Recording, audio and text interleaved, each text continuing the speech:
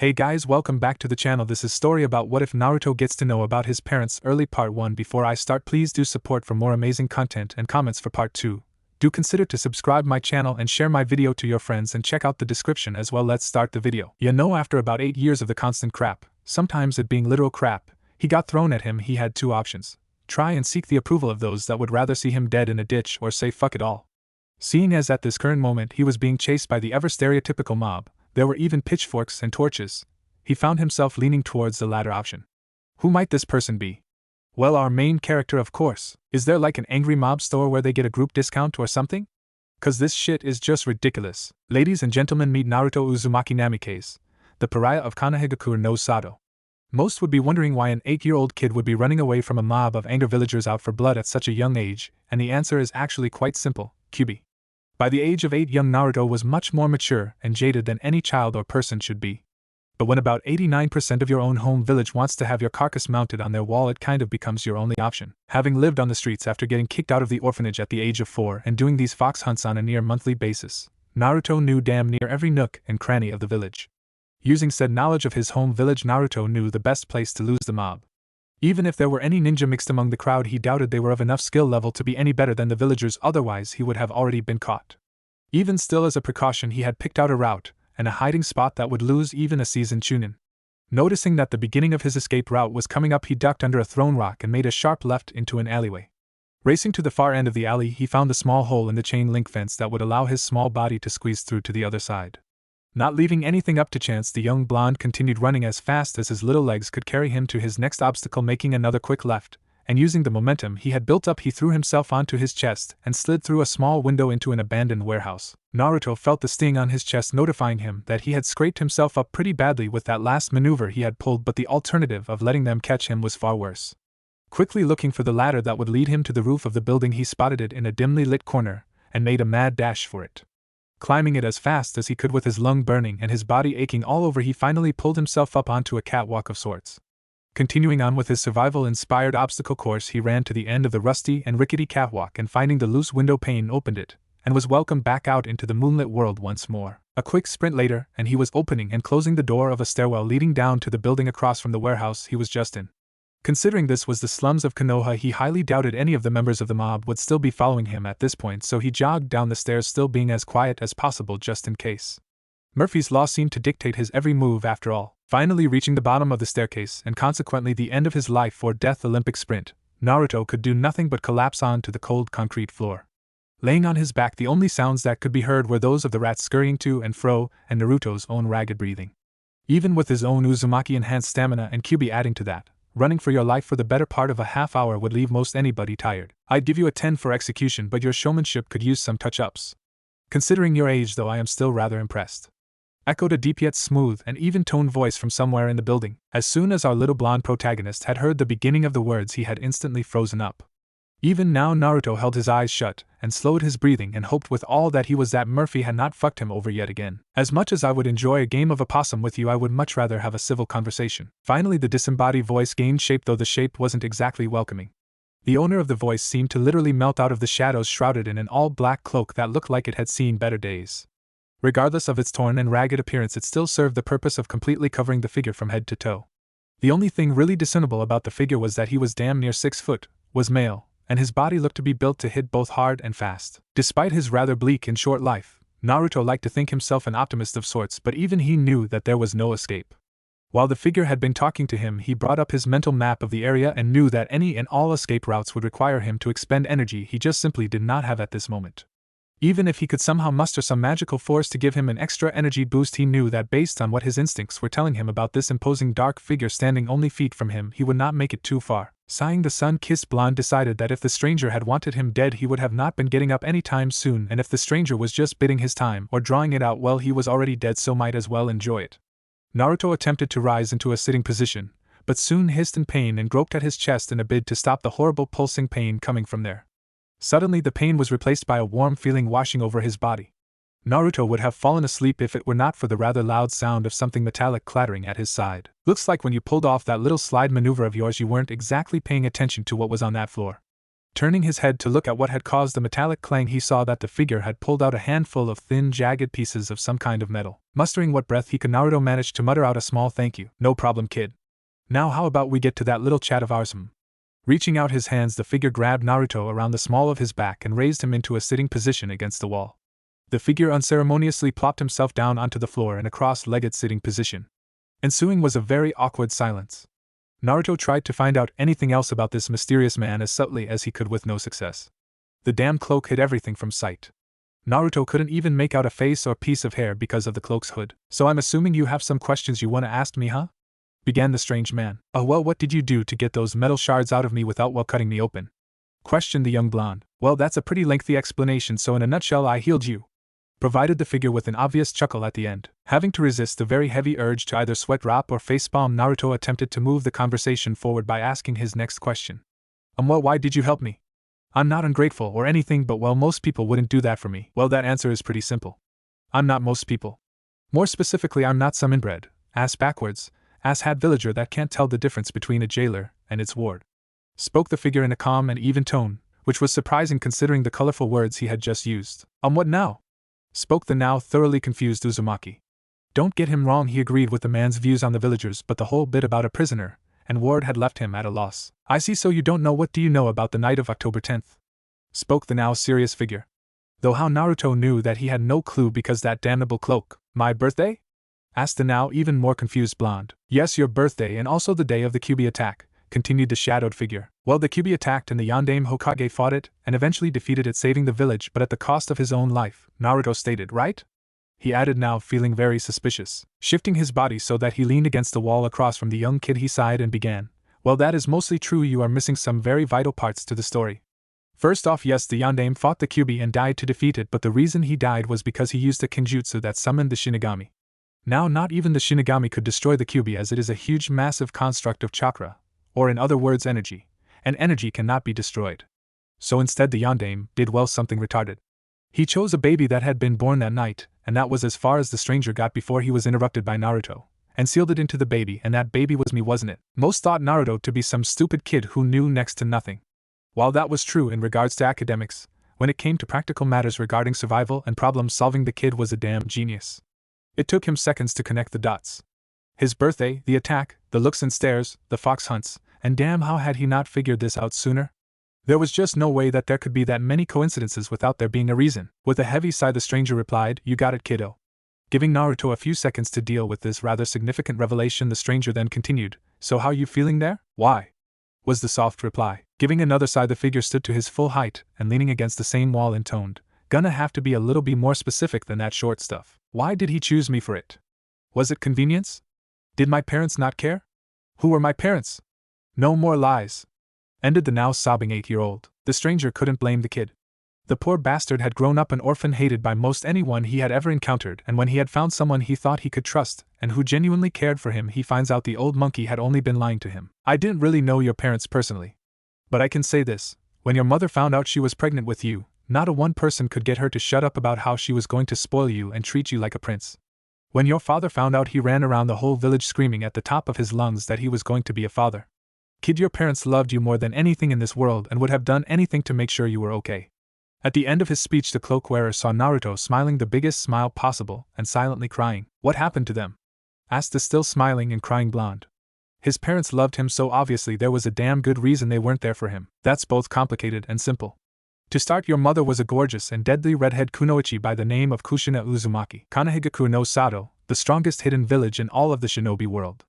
And after having survived all 3 of the great ninja wars as well as an attack from the strongest of the Bijou, it had rightfully earned that title. However, at this moment Konoha didn't seem to be the strongest ninja village, but rather a city like any other.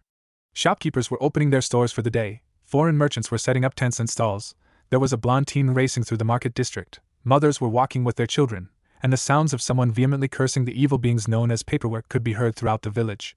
Yes, just another day in Konoha. I can never just catch a damn break, huh? It's always gotta be something. Spoke the blonde teen known as Naruto. A lot had happened in the years following Naruto's meeting with the strange cloaked man, though from an outside perspective it seemed as though nothing had ever changed.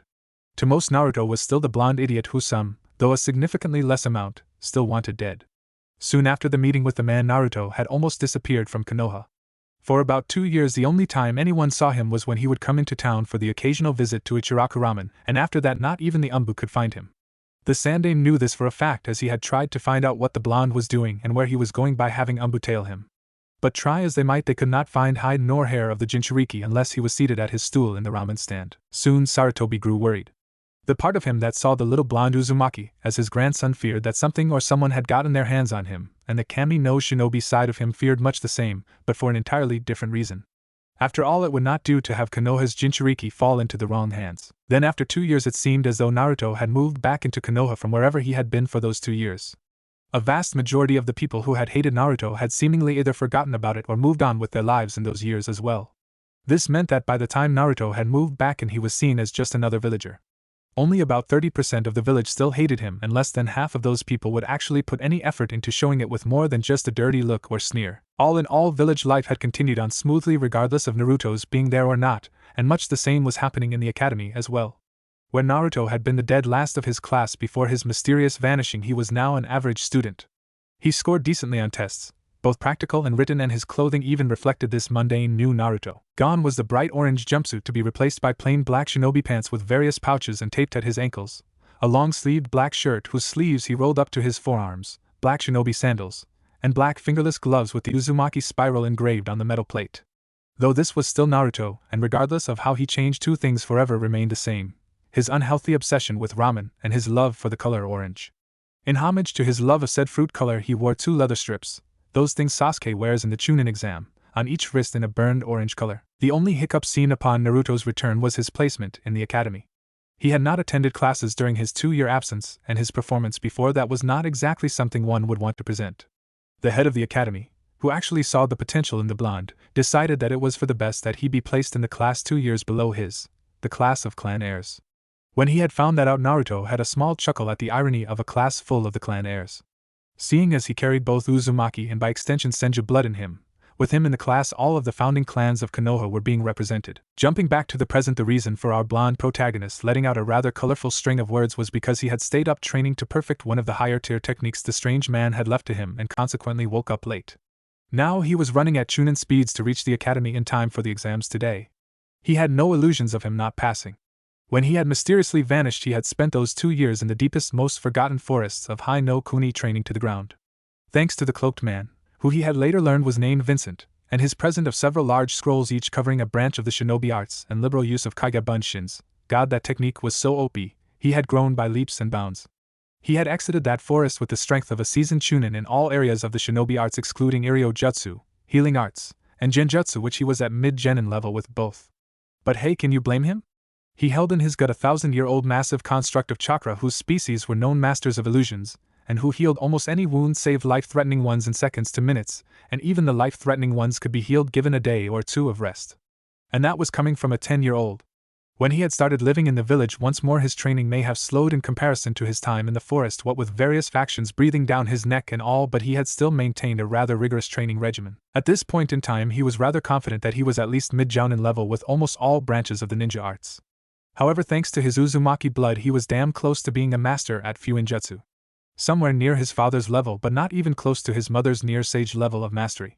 Thanks to journals and notes from both his parents, which he had liberated from Sarutobi, and his own blood, his growth in the area was astounding. If anybody knew of Naruto's true skill level, they would call bullshit, both because of his track record and in the shinobi world. Knowledge may win some battles, but it was experience that won wars. There was no better example of this than their own Hokage, Hiruzen Sarutobi. The man had seen more in his lifetime than even he was comfortable with admitting. Generally speaking, the man was yes a powerful shinobi with his library of jutsu, but it was his experience and know-how that allowed him to use said jutsu to their maximum potential and saw him survive the 3 great ninja wars, had won him innumerable battles, and had earned him the title of Kami no Shinobi. To those naysayers, Naruto would simply scoff. He had not trained that hard and learned as much as he did without knowing that.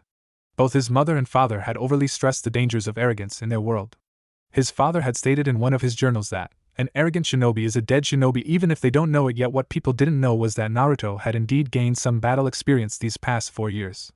When he needed money, he would venture out, sometimes in a cloak reminiscent of the man who had saved his life, and bingo book in hand search out bounties. He started off only going after the smaller D-rank bounties in the first few months, but in the last year he had begun to hunt some plenty powerful C-rank missing nin. That wasn't taking into account the many odd creatures he had begun encountering occasionally when he visited the older parts of Hai no Kuni. They all varied in size and various shades of black or dark green, but it was easy to see how they were all of the same species. The creatures all had tight gaunt skin stretched across their frame, showing their bones in some sections, an elongated skull with sickly yellow eyes, a mouth full of teeth as sharp as any kunai, and they were nearly all covered in spikes that looked like broken bones that could be used as either a blunt weapon or a sawing blade depending on the individual creature. He did not know what the hell they were, but they were strong, fought in packs of 5 or 8, and were a pain to kill with their spiked hide. Back to the present once more, we see Naruto jump onto a tree branch next to the academy, and leaping through a window land in his customary seat with arms folded and feet kicked up on the desk. "You can never just do anything halfway, can you?" came the giggling voice of one of Naruto's best friends, Yakumo Kurama. He had found the girl crying to herself when he was coming back from one of his many bounty hunts. Naruto could not stand the sight of a crying girl and so had gone to try and comfort her. He may have succeeded if not for the Edo demon that occupied her mind taking advantage of its container's broken state and attempting to use Naruto to escape. The Edo had made a very big mistake trying this. The demon may have been powerful in its own right, but it was nowhere even close to the level of power that Naruto's own demon wielded. Suffice to say that Kyuubi did not like to share, especially when it came to its Jinchuriki. When the Edo had tried to take over the blonde's mind via genjutsu, it found itself face to face with a pissed Kitsune. Kyuubi had then proceeded to absorb a quarter of the illusion demon's genjutsu power to give to its container. Since it was not a power of the bijus, the seal would not try and stop the chakra from spreading, allowing Naruto more power in the area of illusions. It then gave Naruto a seal much like his own containing the rest of the demon's filth. Upon return to the living world, Yakumo knew that the preteen in front of her had helped to remove the evil from her, and had lunged at him crying and muttering thank you over and over into his cloak. Naruto merely patted her back and held her. When she had regained composure, he had explained what the seal he now had was and that it would siphon the power the Edo had back into her at a stable rate, allowing her to grow into the power. She had asked him to help her with her training, and he had agreed to do so after suffering at the hands of the infamous puppy dog no jutsu. A year later he had asked why she thought he could help her when not even a jounin could, and she had simply shrugged and said, "Because something was telling me that you could." After a year of training with Naruto, the two had become near inseparable, and Yakumo was one of 3 people who knew the real Naruto and his story. Confident in her own prowess, she had asked the Hokage to allow her into the academy alongside the blonde and other clan heirs. After a small display of her capabilities, he had readily signed the paper admitting her into the academy. "Well, it is Naruto, so is it really a surprise?" came the other giggling voice to his left, belonging to one Ino Yamanaka. She had seen how well the two had been doing, and in the last year of their academy days asked how. They had simply told her that they trained. Not fully believing them, she had demanded that they help her too then. After a small debate they had agreed, and a month into the hell known as Naruto's Kick Your Ass into Shape bootcamp, patent pending, she could see the truth of their words. As she grew as a need to be, she also grew in maturity. She saw what her diet was truly doing to her body, how she had strained relationships with others for some boy, and so had set on a path to right her wrongs. Her parents were all too happy to see their little girl trying her hardest, and after a tearful hugging session they were a happy family once more. She had attempted to mend her friendship with Sakura, but the girl was too far gone as a fangirl and was convinced Ino was just trying to one-up her. Seeing that it was a wasted effort, she had reconnected with her childhood friends Shikamaru and Choji. Soon, though, it was obvious how close Ino had grown to Naruto, and she was often seen with him around the village along with Yakumo. The two preteens had seen what feelings the other had for the young blonde and started a rivalry of sorts to see who would claim the Kyuubi container first.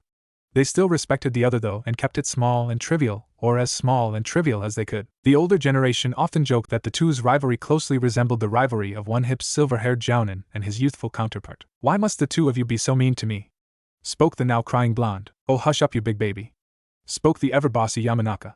"You act like we actually hurt you." She started only to stare in shock and slight rage as she saw the black-clad form of her crush wailing into the arms of her brunette rival, who was currently consoling the blonde by stroking his hair, whispering things about the mean blonde not hurting him while she was around. "The hell?" she shouted at the two. "See, Ino, this is why he likes me more," Yakumo said while being as mature as possible. "Okay," she was sticking her tongue out at Ino, "but that's besides the point, right? He does not. Watch, I'll show you, you damn brunette." Rounding on the blonde, she instantly went from jealous and angry to sweet and innocent whilst pulling a bowl of ramen from somewhere. "Oh, Naruto, look what I got for our special day today," she damn near sang. The once wailing blonde was now happily munching on the bowl of ambrosia, to him at least, while leaning into the embrace of his fellow blonde.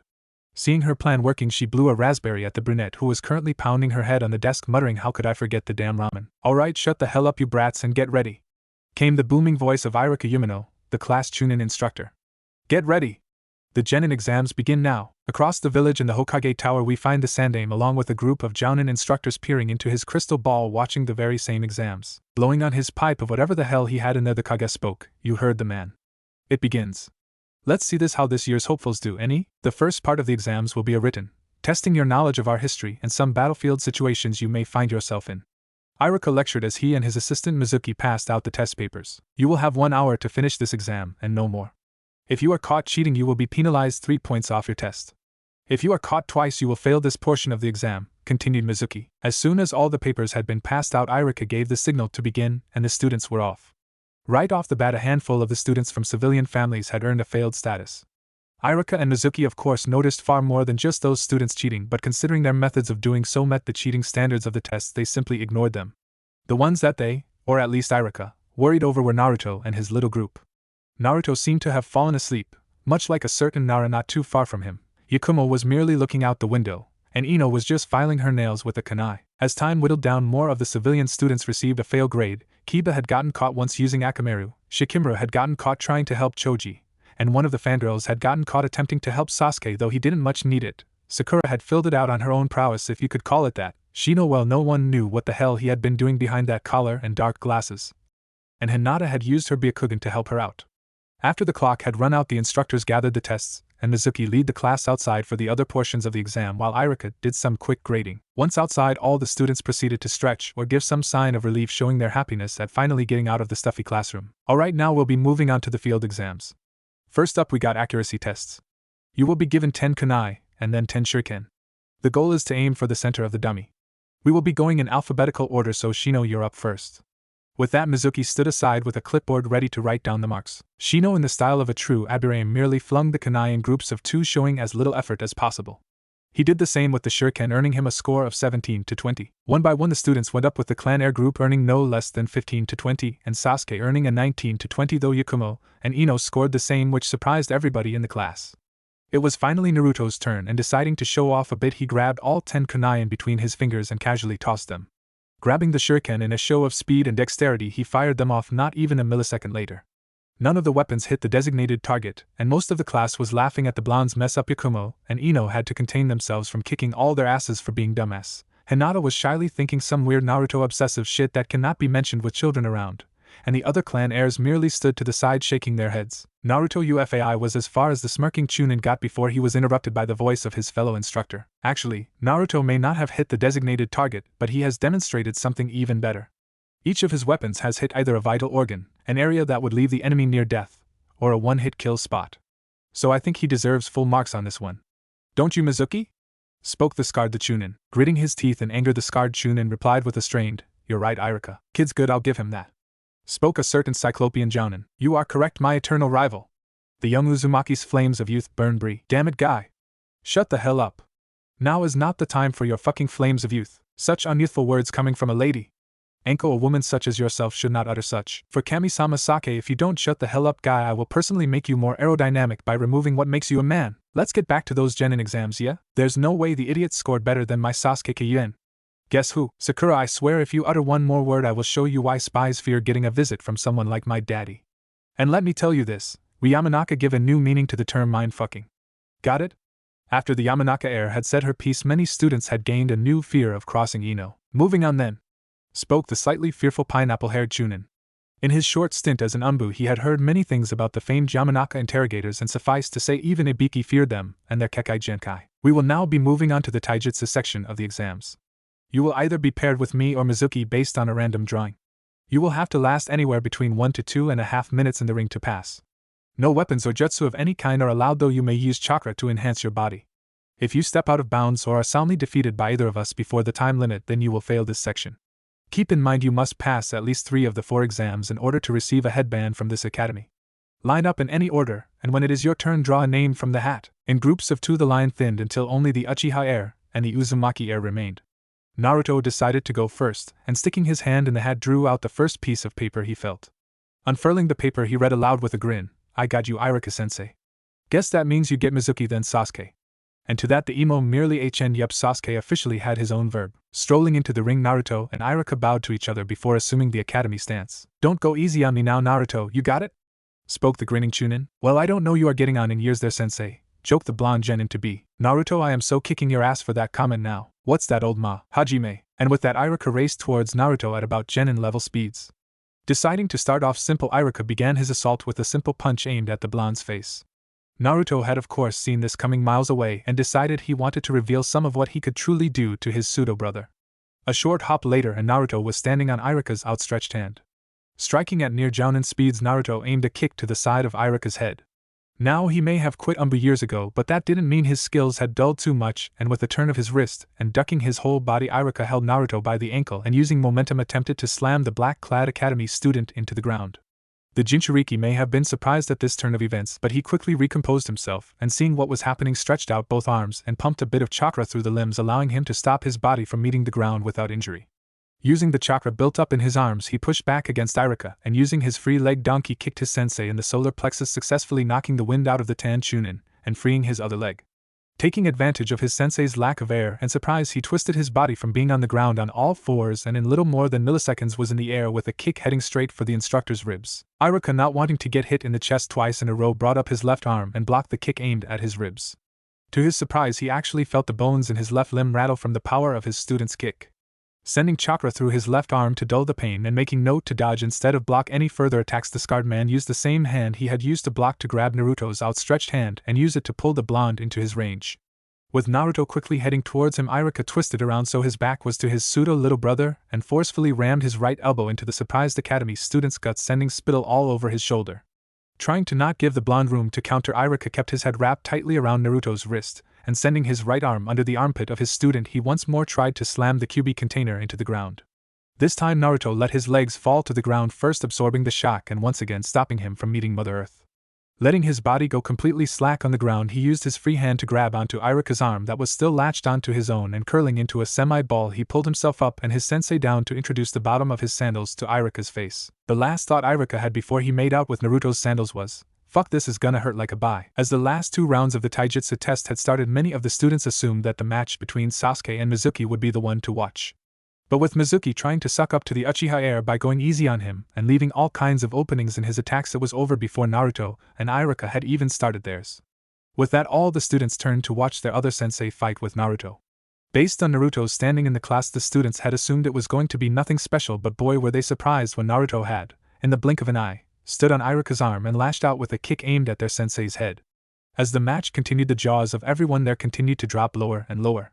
Even Yakumo and Ino were surprised at the level of power the two were fighting at. They knew Naruto was strong, but he had never showed them how truly skilled he was. Everyone was even more surprised with how evenly matched the two were. The students of course knew that their instructor was strong in his own right, but with as comical and boring as he seemed most of the time, they would have never imagined that Iruka could fight at such a level. In the Hokage Tower, the group of Jounin and even the Hokage himself were shocked at the level of skill being displayed by an academy student and a Chunin instructor. Some among the group knew that Iruka had been in Umbu at one time, but thought that after years of teaching at the academy that his skills would have dulled considerably, but here he was grappling and fighting at a mid-Jounin level. Even more surprising was the fact that one Naruto Uzumaki was the one responsible for pushing Iruka to fight at that level. Now what the academy students didn't realize was that this was even more shocking because this was pure taijutsu being used. Many of the Jounin and even the Hokage himself suspected that had this been an anything-goes kind of match, there would have been a great deal of collateral damage as well as many more surprises. This also confirmed for Sarutobi that Naruto had been hiding a great deal of his true strength, among other things. Normally this wouldn't bother him, but considering this was both someone he considered his grandson and the village's Jinchuriki, he couldn't very well let it slide without knowing the true extent of the young teen's power.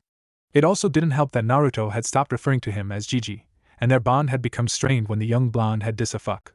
He knew something had happened when Naruto had vanished. Looks like he would need to have a talk with the blonde Uzumaki soon. As Naruto was helping Iruka walk back to where the rest of the class was, his instinct screamed that something was going to happen soon. Taking note of it, he broadened the area that his senses normally encompassed to a slightly larger area. He also made sure to activate his empath sense as well to be even safer. Naruto had always been able to get a feel for what intentions people had for him ever since he could walk, but it wasn't until he met Vincent that he understood why. It seemed that being an empath was somewhat of an Uzumaki trait, and it had appeared in several of the Uzumaki clan's greatest clan heads to some degree. He guessed that he must have inherited it from his mother, and thanks to having the mightiest of the tailed beasts stuck in his gut, the sense had been amplified to even greater heights. He wondered if it would be passed down to any children he had, like a Kekai Genkai. For the moment he just put that thought into the Ask QB Later pile. Alright class, on to the last portion of the exam. You will be asked to perform the basic 3 academy jutsu, Kawarimi, Henge, and Bunshin. If you have anything else you feel would showcase another skill you have, this would be the time to do so.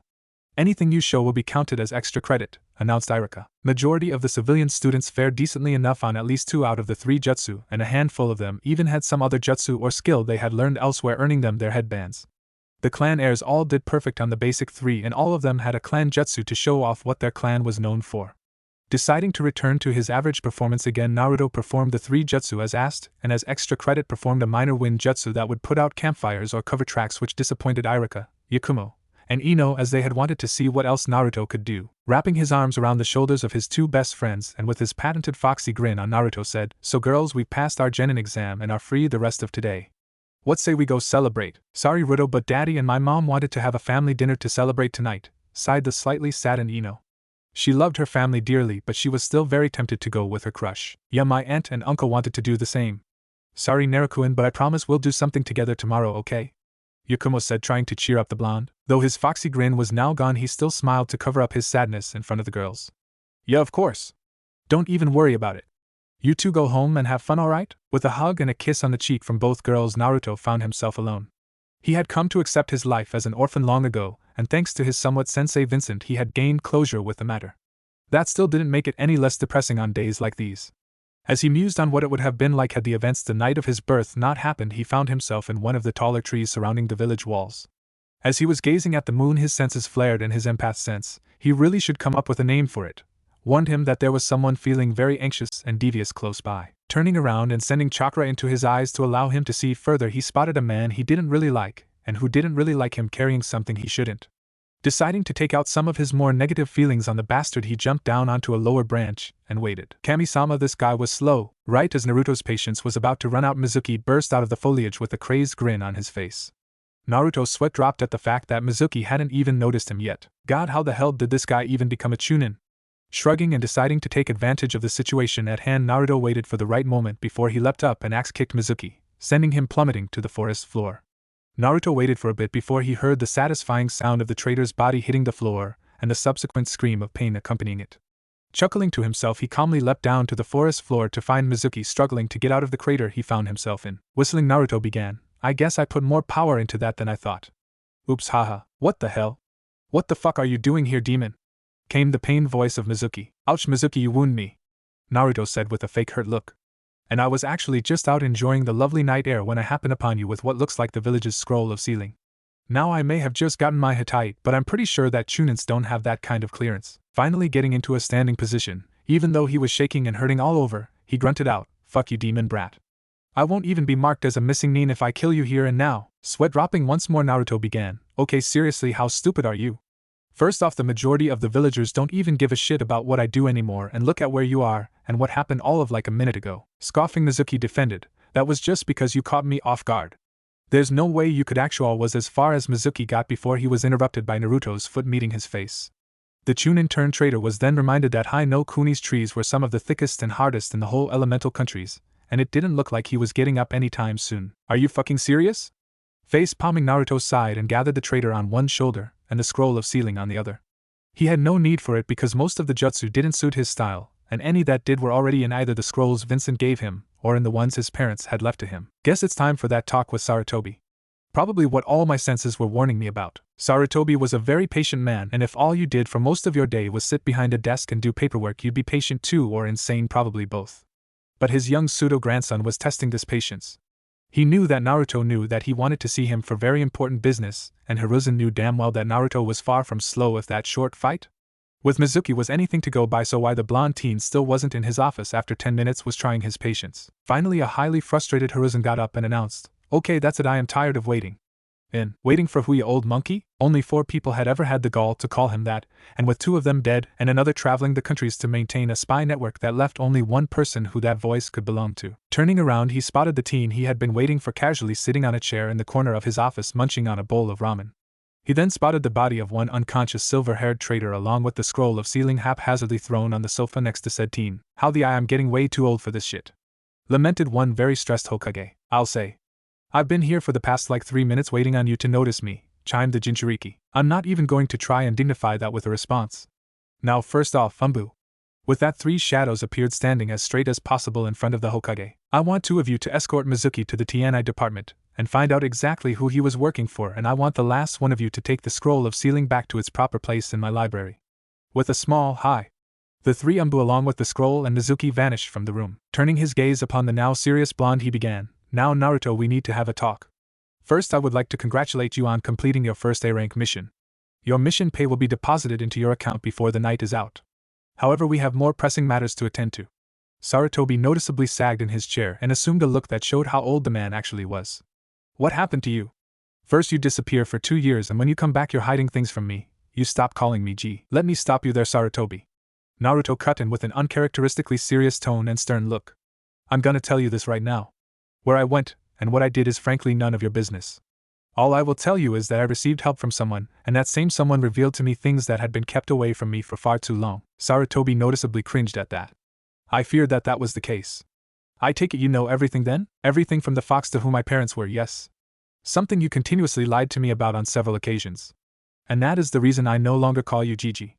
You lost all the respect I had for you that day. But Naruto, you have to understand why I did it." "I understand perfectly, Hiruzen. You were protecting the village from IWA and Kumo coming for blood. And don't say it was for me. Had I been just any other child you wouldn't have cared. It's because I'm the village's weapon on a leash that you did all this. But what you don't understand is that though you may have saved the village and me from IWA and Kumo, but you damned me to a hell designed by the very same village you had sworn to protect." "Naruto, they were just idiots that knew too much because someone thought it was a good idea to blab who the container of the demon was.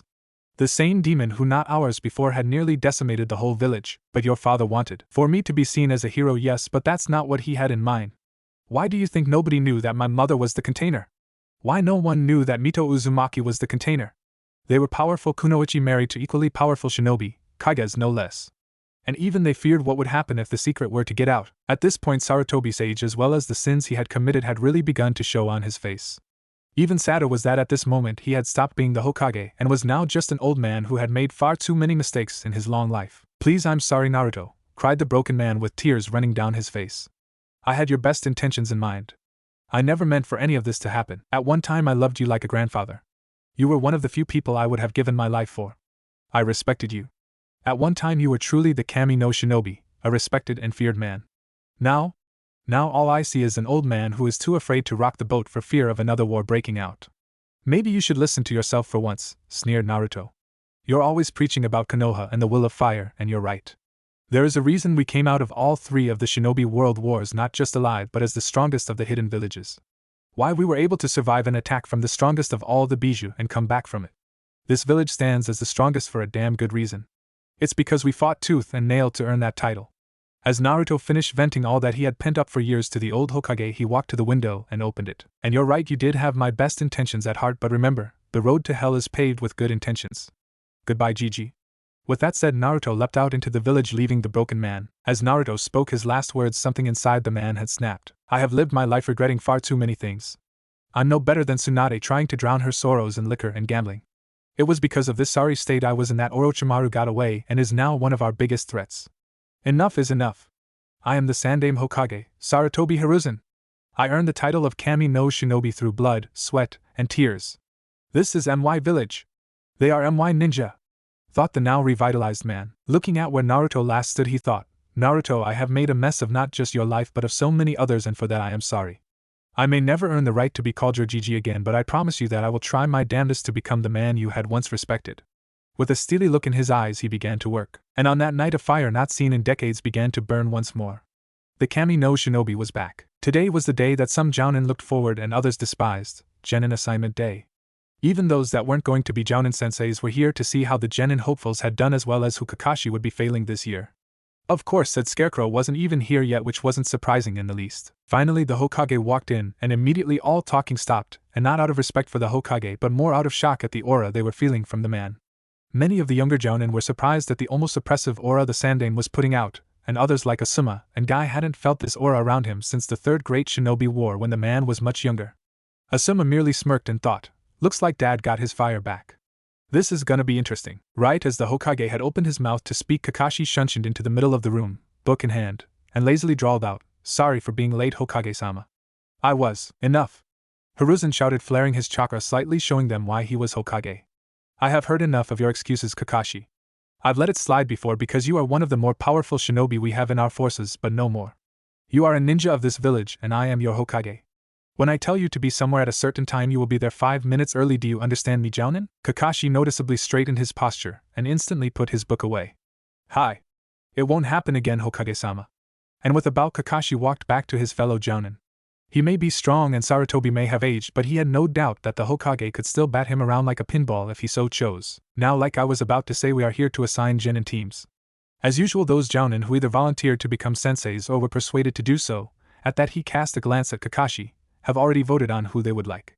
So those of you who chose to teach these Genin, please step forward. At this, Asuma, Kurenai, Kakashi, Hate, and Genma stepped up in front of the Hokage's desk. I have reviewed the teams you all wanted, and normally I would agree with your choices. However, in light of certain events, I have chosen to make some changes.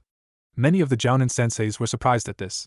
They thought that they had given justifiable enough reason to get those that they had wanted. Asuma, you had wanted to train the next Ino Shikacho team, but I fear that our enemies will have by now made proper countermeasures to combat said team.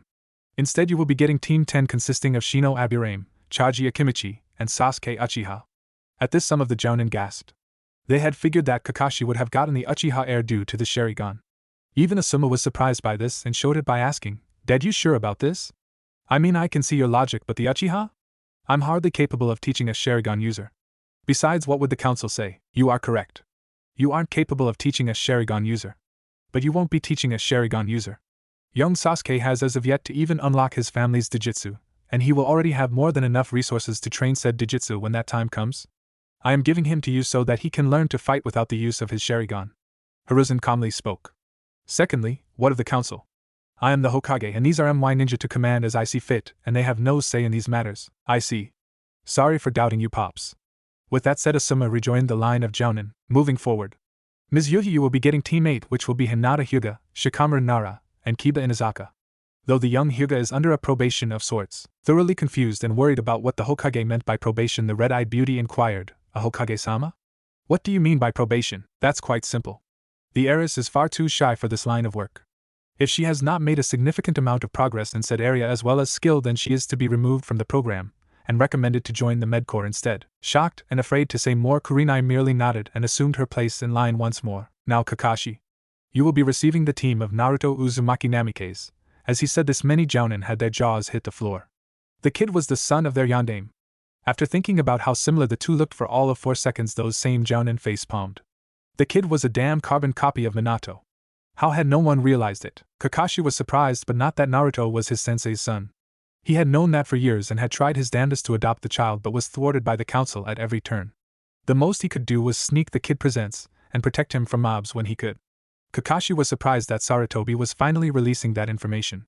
He guessed the kid already knew about it, so there was no reason to keep it a secret, especially now that he was a genin. Waiting for the sudden outburst to end, Hiruzen continued, as well as Ino Yamanaka and Yakumo Kurama. "You will be Team 7. Hate and Genma received teams comprising of those with civilian backgrounds that had also passed the genin exams." As team announcements drew to a close, most of the Jounin left to either prepare a rough lesson plan and test for their genin, or do Jounin things. However, Kakashi stayed behind after receiving a glance from the Hokage. "You wanted to speak to me, Hokage-sama?" inquired the silver-haired Jounin, leaning into his chair and taking a puff off his pipe. Hiruzen spoke. "Yes, I did. Thanks to certain events, it has come to my attention that Naruto is stronger than what he would have us believe, much stronger than that. Sir, if I may? He did beat Irika in an all-out taijutsu match. Also, he is their child. It's not really that much of a surprise if he's stronger than most, is it?" asked the confused Jounin. "Normally yes, but there are reasons I am telling this to you. First off, as I said earlier, you are one of, if not the strongest Jounin that this village has to offer. In a few more years, I have no doubt you could claim this hat if you so chose. I am not saying this to praise you, but to justify why I gave you the team I did."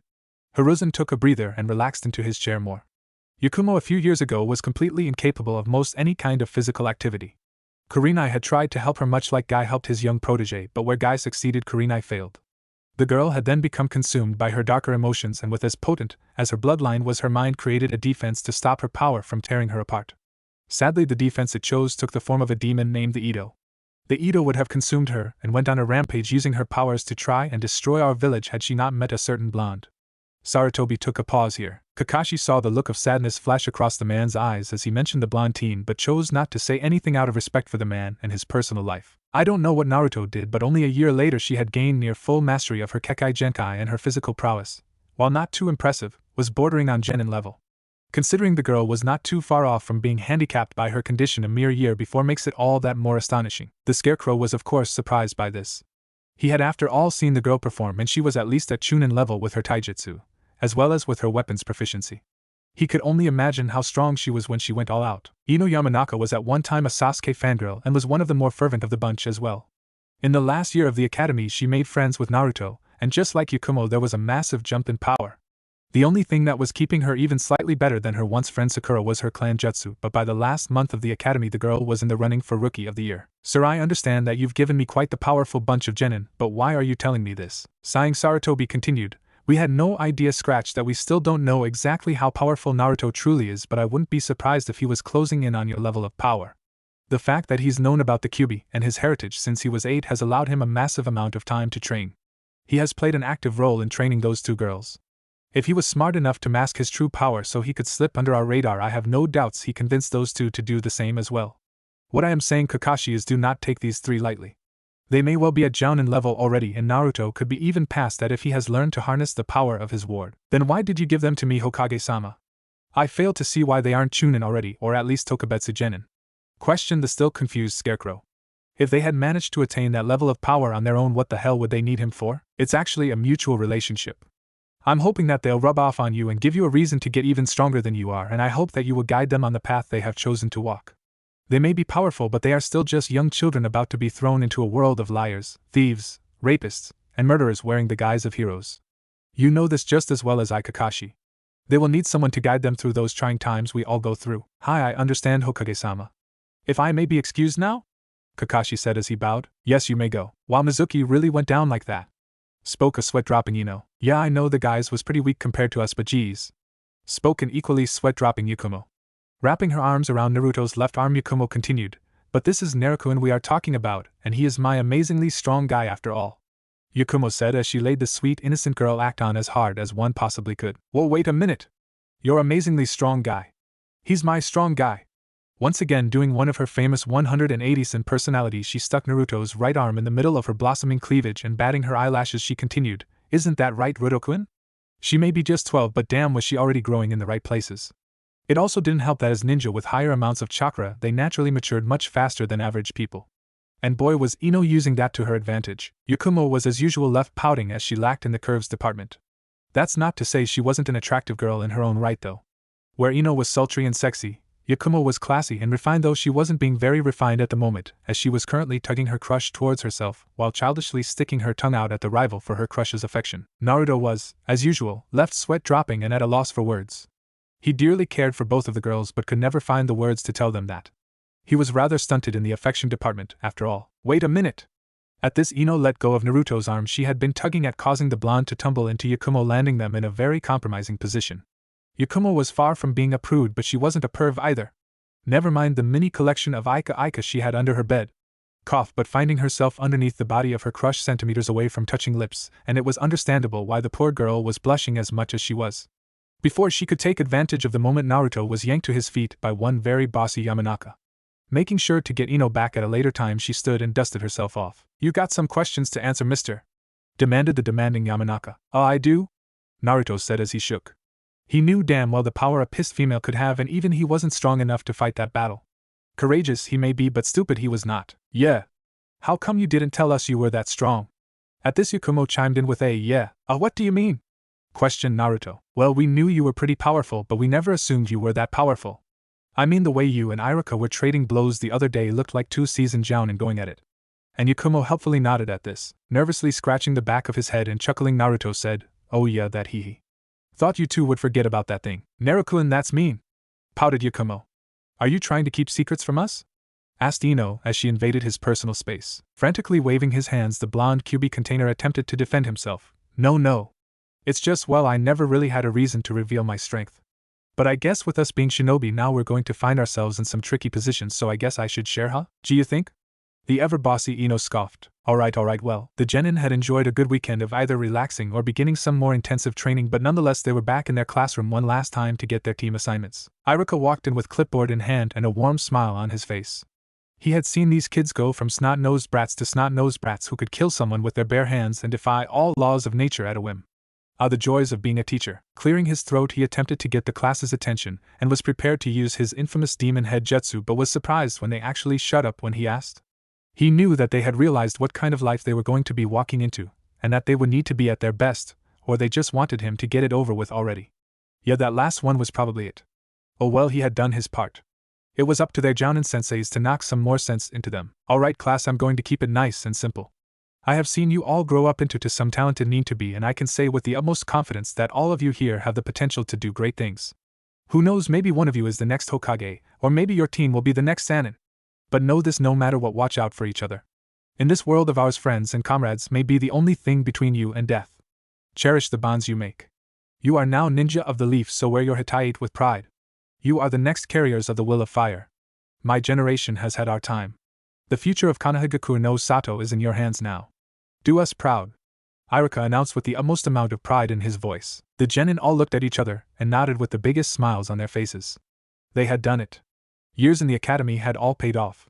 Today was the day. With that out of the way, I'll begin announcing teams. First up with Hate Gecko as sensei, we have Team 1 with Anon, and on Iruka went down the list until he had finally reached the clan air groupings. He may have said that they all had the future in their hands, and he meant it, but he especially meant it to these kids. They were to be the future leaders of the founding clans of Konoha after all, and as a consequence would have a direct hand in the laws and policy making of this very village. Team 7 will consist of Yakumo Kurama. Yakumo grinned and crossed her fingers, hoping she got her best friend and crush on her team. Ino Yamanaka. The two girls high-fived with grins. They may be rivals for Naruto's heart, but that didn't mean they hated each other, far from it. Yakumo had lived a sheltered life and had never had any real friends. She of course eventually became friends with Naruto, but he was a guy and her crush. When she met Ino, it was different. She could talk to her about girl things that she couldn't very well talk to Naruto about. Ino was much the same. Sakura had never been a good girlfriend in the first place, so Yakumo was her first actual best girlfriend. And the final member of your team will be Iruka. Paused intentionally. He had to milk this moment for all it was worth. Both the girls latched onto Naruto like he would disappear at any moment. Naruto Yuzu was as far as he got before the two girls screamed in happiness that they had gotten their crush and pseudo-sensei on their team. They may be kunoichi now, but they were still preteen girls with a crush after all. Naruto merely sat there with his foxy grin on. He had worried that they wouldn't be placed on the same time, but maybe this was the Sandame trying to apologize to him. He knew that that was probably the case, but he also knew that the man may also have ulterior motives. Alright, you two. Let me finish, yeah? Now, as I was saying, your final team member will be Naruto Uzuma. I'm so fucking stupid. The genin were surprised, as Iruka was never one to curse without good reason, and he was now also pounding his head on the desk. What the hell was he doing? Naruto narrowed his eyes at this. Unless our sensei is the Hokage himself, there is no way that Iruka would have reacted like that. There has to be something to this, but what was, oh shit, the old man did he? Taking a break from making a spectacle of himself, he gave Naruto a pointed look and asked, "Did you know about this, Naruto?" "Know about what, Iruka-sensei?" asked a very suspicious blonde. "Your full name." At this, all the students turned to look at Naruto. He had a longer name. They had never paid much attention to him, and since there wasn't an Uzumaki clan compound, they had just assumed his parents were either civilians or forgettable ninja that had died when he was young or something. Naruto sighed before he replied, "Yes, since I was 8. My old sensei told me the whole story." Well, wait, Naruto had a sensei when he was young. That explained how he showed up and started doing as decently as he was, as well as his 2-year absence from the village. But what was this whole thing about his name? Guess the Hokage wanted it to be known finally, so do you mind? Inquired Ayuka. If he told these kids, there was no doubt the news would spread like wildfire among the village. Knowing the villagers, they would either riot in denial, though not very likely, or turn Naruto into a damn celebrity. And he knew Naruto wasn't comfortable with either of those options. Yes, sure. I can handle any backlash it may cause now. I have a feeling the Hokage is prepared as well if he's releasing it, sighed Naruto. This was gonna be a long day. Okay, if you say so. The final member of Team 7 is Naruto Uzumaki Namikaze. It took most of the others to remember why that name was famous, but when it clicked, their jaws dropped. Naruto was the son of their Yandame Hokage. Due to the shock, Kiba accidentally said what everyone else was thinking. Holy shit, Naruto is the son of the Kiroi Senko, Yellow Flash. The only ones not shocked at this discovery were Yakumo and Ino. When Naruto had told them he would share his secrets, he damn well meant it. He had told them everything. The fox, his heritage, his sensei, why he met his sensei, all of it. Iruka coughed as a way to try and regain some semblance of order in the class. Team 7, your Jounin sensei will be Hatake Kakashi. At this, Naruto was surprised. Why wasn't Kakashi teaching the Uchiha kid? He was the only one in the village who could possibly train the kid on how to use his Sharingan. Teammate will be Shikamaru Nara, Hinata Hyuga, and Kiba Inazaka. Your sensei will be Kurenai Yuhi. There was no whoop or anything. After that bombshell, the kids had been stunned to silence. Taking advantage of the unusual drop in volume in the class, Iruka continued, Team 10 under Asuma Sarutobi will consist of Shino Abirame, Choji Akimichi, and Sasuke Uchiha. Grabbing his clipboard and some papers, Iruka said his final words to his now ex-students, I'm proud of you guys. Remember, my door is always open to any of you. It was an honor teaching you kids. Be safe out there. With that, Iruka bowed and the kids bowed to him as a sign of respect to the man. And with that, Iruka left the room. Before the kids could begin pestering Naruto with questions, Hate and Genma showed up to grab their teams. Not seconds later, Asuma and Kurenai showed up as well to take their teams. As soon as the room was cleared, Yakumo and Ino looked at Naruto with concerned eyes. You sure you're gonna be able to handle it, Naruto? You remember what you told us might happen if the village ever found out, right? Questioned an oddly kind Ino. Yakumo was a girl of few words and simply wrapped her hands around his arm and laid her head on his shoulder. Had this been another time, Naruto's fellow blonde would have made a scene, but now was not the time. Naruto needed all the support he could get. With that in mind, she mirrored Yakumo, sighing yet again, yeah, I'll be fine. As long as I don't start getting gray hairs from all this sighing I'm doing today, haha. Taking his arms out of the grasp of the girls and wrapping an arm around each of the girls' waists, he continued with a grin. Besides, I got two beautiful and strong kunoichi by my side, right? Of course. Spoke a blushing yet still pumped Yamanaka. You bet, Neru, murmured the very comfortable genjutsu user. Though I wonder where our sensei is, she continued. Oh right. Almost forgot about that. Hey Inu. You can come out now. Naruto spoke, surprising the girls. Then they sensed it too. The chakra sitting at Iruka's desk.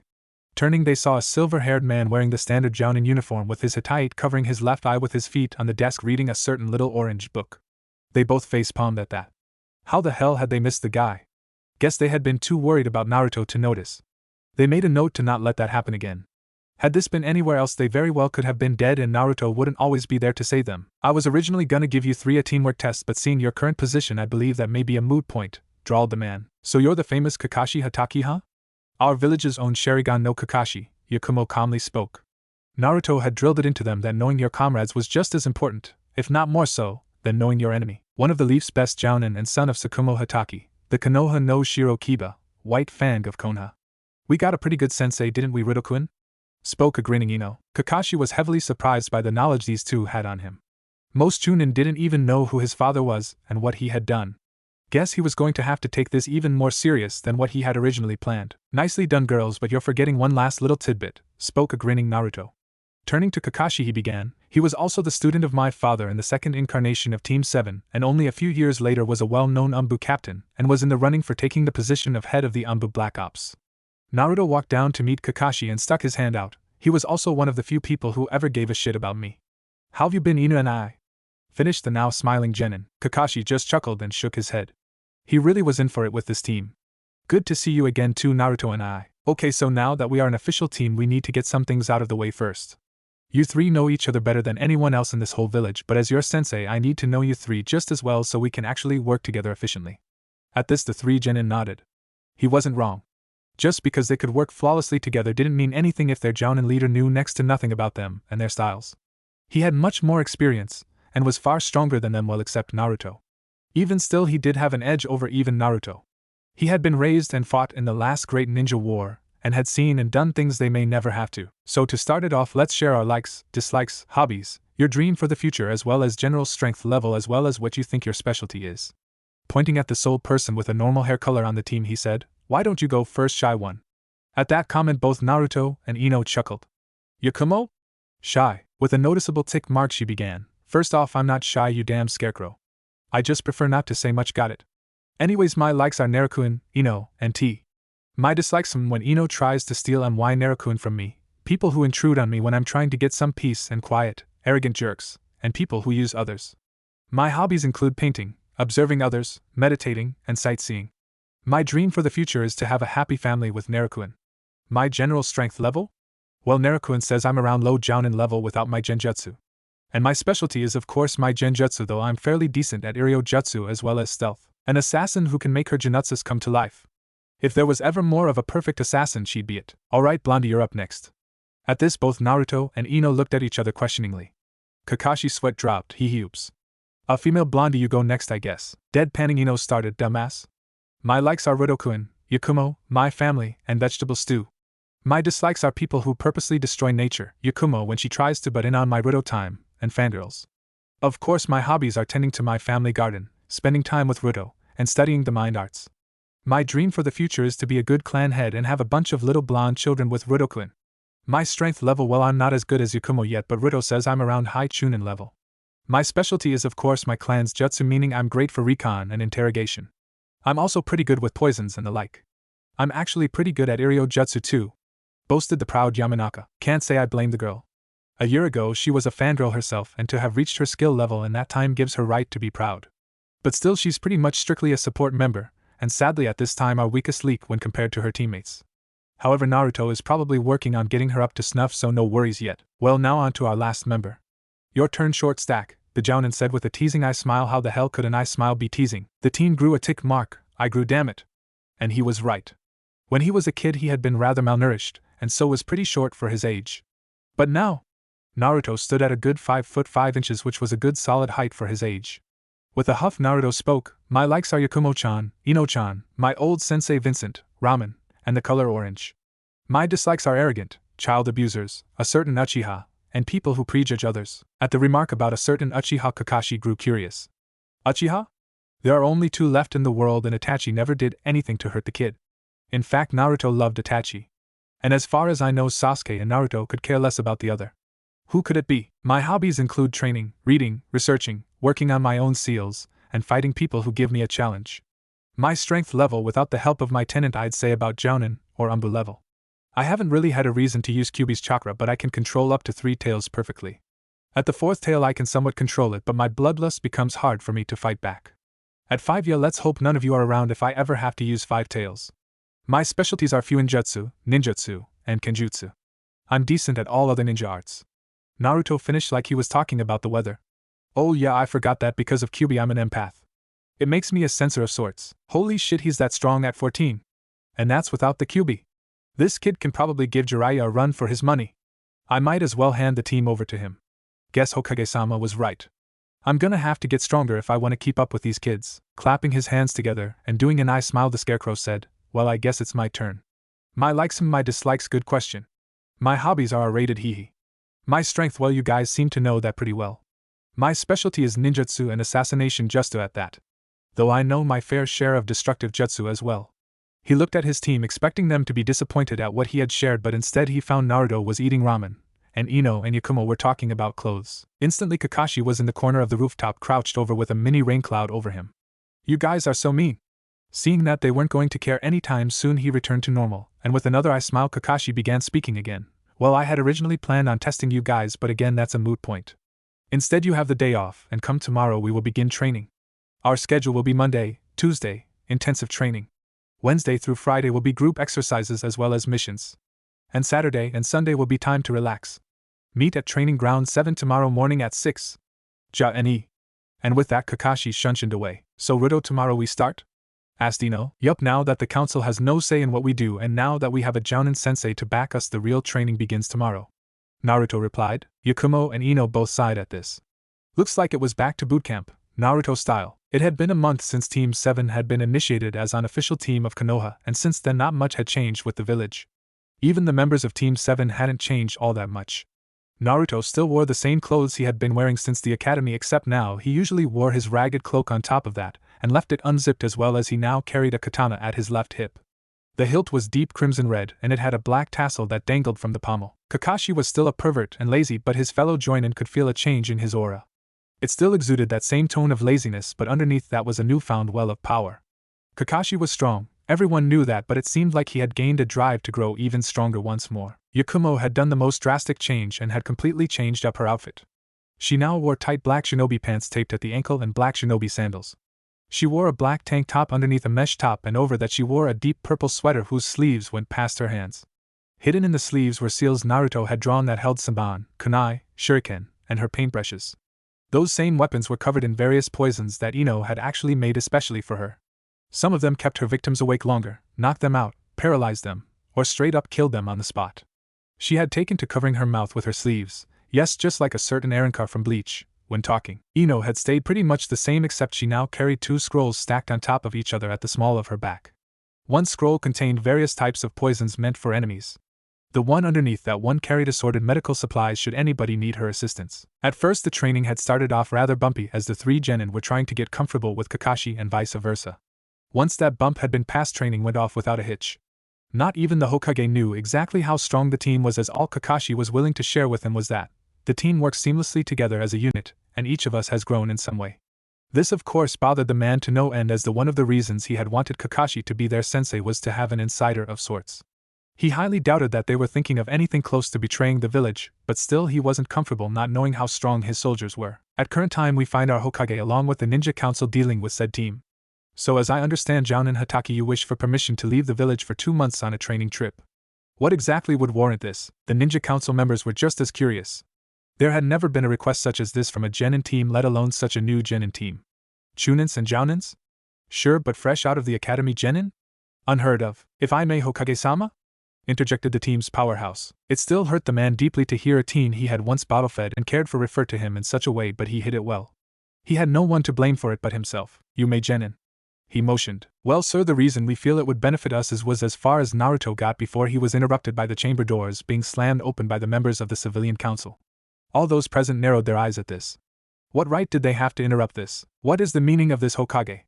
Holding a meeting without us? Shouted one indescript member of the council. Shouts of agreement echoed throughout the small gathering of civilians. Sarutobi's old teammates and rival for the hat made their way to the forefront of the crowd as well. Indeed, Hiruzen. What are you doing performing such things behind our BA? Enough! Shouted Hiruzen, flaring his chakra as well as his ki, killing intent, forcing many to their knees. Coming to a standing position, he continued, I have watched you all run my sensei's village to the ground, all while disrespecting me and my position, and I've had enough of it. You have all forgotten that this is no democracy. This is a shinobi village, and you are all civilians. Meaning you have absolutely no say in how I command my soldiers. Pointing at Koharu, Hamura, and Danzo, he continued his rant, and you three. You seem to have forgotten your place as well. You do not tell me what to do. You are my advisors, meaning you advise me and nothing more. I have final say when it comes to all matters of this village, you do not. Letting loose a vast amount of chakra causing even some of the clan heads to sweat, he spoke. Do I make myself clear, civilians? Strained murmurs of yes, Hokage-sama rang through the crowd. Sarutobi took his seat once more and dispersed his chakra, letting the civilians stand once more. Good. I hope I don't have to do this again. Umbu. Escort these people out. It was with grumbles that the room was finally cleared of the civilians. Motioning with his hands like nothing had happened, he intoned, You were saying genin namikes? Guess I had an impact on the old man that night. Glad you're coming back, thought a smirking Naruto. Coughing, he spoke with a straight face. Yes, well, as it stands, my team and myself have need of more space to practice both our own individual techniques as well group ones that would cause quite a bit of collateral damage to the village and any training ground in the village. And what of the Forest of Death? Or even the training fields behind the Hokage Monument? Would they not meet your needs? Inquired the ever-stoic Hyuga head. Or even the Umbu training grounds? Those are made to handle such things, continued the ferocious Minazaka. If I may be blunt, council and Hokage? Questioned Naruto. At their approval, he bluntly stated, Normally yes, but the use of my furry tenant is included in some of these as well as Yakumo's own bloodline. We also cannot get real-world experience here in the village, and being honest, we knew you would never permit our group to even attempt higher-ranking missions, so we figured that if we went out to train we would encounter people to test us. Kids damn smart. Was the collective thought of among the ninja council. Hokage-sama, if I may? Spoke a surprisingly alert Nara Shikaku. After getting the okay to canteen from his commander, he rose from his seat and with a sigh began to speak. I think this may prove to be quite the boon for us as a village in quite a few ways. Not only will we have possibly one of our strongest jounins accompany possibly our strongest genin squad outside, they could, for the lack of a better term, serve as advertisements to both our allies as well as our enemies. Shikaku saw that he had piqued the interest of all those present. He continued with another sigh. By sending out these four, they would obviously encounter both our allies as well as enemies. Of course, our enemies may see this as an opportunity to pick one of our teams off, but when they are deftly handled by a mere genin squad, well, you can imagine the ensuing rumors. Of course, we all know that this particular team is of course far from average, but those that would serve as messengers of this news don't have to. His speech was met with the whole room smirking at the deviousness of it all. Hey, you can't blame them. These are people trained to use any tactic to win the battle, or in this case stop a battle from even happening. It was dirty, underhanded, and secretive, or in other words a perfect plan for a village of trained assassins. Only minutes later, Team 7 was walking out of the Hokage Tower with a scroll signed by every member of the Ninja Council as well as the Hokage himself, allowing them almost Sanin travel rights. It was weeks later we find Team 7 sitting around a campfire after having returned from gaining the bounty of yet another overly cocky missing nin. This had been taken care of by Ino personally. He had said something about her being a bimbo, and the rest of the team knew to let her handle it. It was only by sheer luck that they had been able to save the head from being melted by a corrosive acid the Yamanaka had injected into the man via a rather uncomfortable place that things should not be injected into. Within the span of a few weeks the team had managed to grow even more as a team thanks to them not having to worry about endangering any innocents. The only innocents that suffered were the poor innocent trees they slaughtered on a regular basis. Of course they had been able to work on individual skills some, but the whole purpose of this trip was to get even more comfortable with each other, and be able to more easily be able to not only coordinate their individual attacks but also their team attacks. Those same team attacks range from small jutsu use and taijutsu combinations to joint jutsu combinations on a massive scale. As individuals they were strong and fearsome, especially Naruto and Kakashi, but as a team they were nay undefeatable. They had finally found out where Naruto stood without the help of his tenant, and he and Kakashi were currently tied for wins and losses in their spars. Said spars looked more like battles to the death that had actually given Ino quite a bit of valuable experience in healing various burns, cuts, gashes, broken bones, and several otherwise life-threatening wounds. Naruto of course needed no help in that department. It was a topic that had actually piqued Naruto's interest. Whenever he had used even the smallest amounts of Kyuubi's chakra in the past he always felt the telltale signs of said chakra beast's bloodlust and anger, but when he was healed he felt none of that. With that in mind he had elected to use today's solo training time to get some questions he had answered. Entering a meditative state he soon found himself in the sewer that was his mind. It had become quite clean in recent years due to his new outlook in life and all, but no matter how good life was going for him it remained a sewer still. The waters had lowered until they merely looked like a puddle, the walls looked much cleaner, and the pipes that represented his chakra pathways shined a bright bronze. The young Uzumaki followed the pipes and the huge source of power to the open chamber where the strongest of the Bijou resided. Of course, being a massive constructive chakra didn't take away from the fact that the Kyuubi was still a kitsune, which is why our hero currently finds the snoozing form of the fox. Naruto now had a dilemma on his hands. He had to find a way to wake up the massive fox without ticking it off. If he pissed it off then he would get zero answers and be booted from his own damn mind. For as old as the fox was it still acted like a teenager. Either that or the fox was affected by the person it was being contained in. Naruto paced back and forth with his hands folded behind him trying to think of a good way to pleasantly wake up the sleeping fur ball without getting my ass chewed out. After 5 minutes of pacing Naruto snapped his fingers. We're talking about a giant fox here. What better way to wake up a giant fox than with a giant rabbit? Using the fact that this was his mind to his advantage the blonde imagined a fluffy white bunny except on a much larger scale. And with a poof said image took physical? Mental? It took form. The thing was almost as big as him.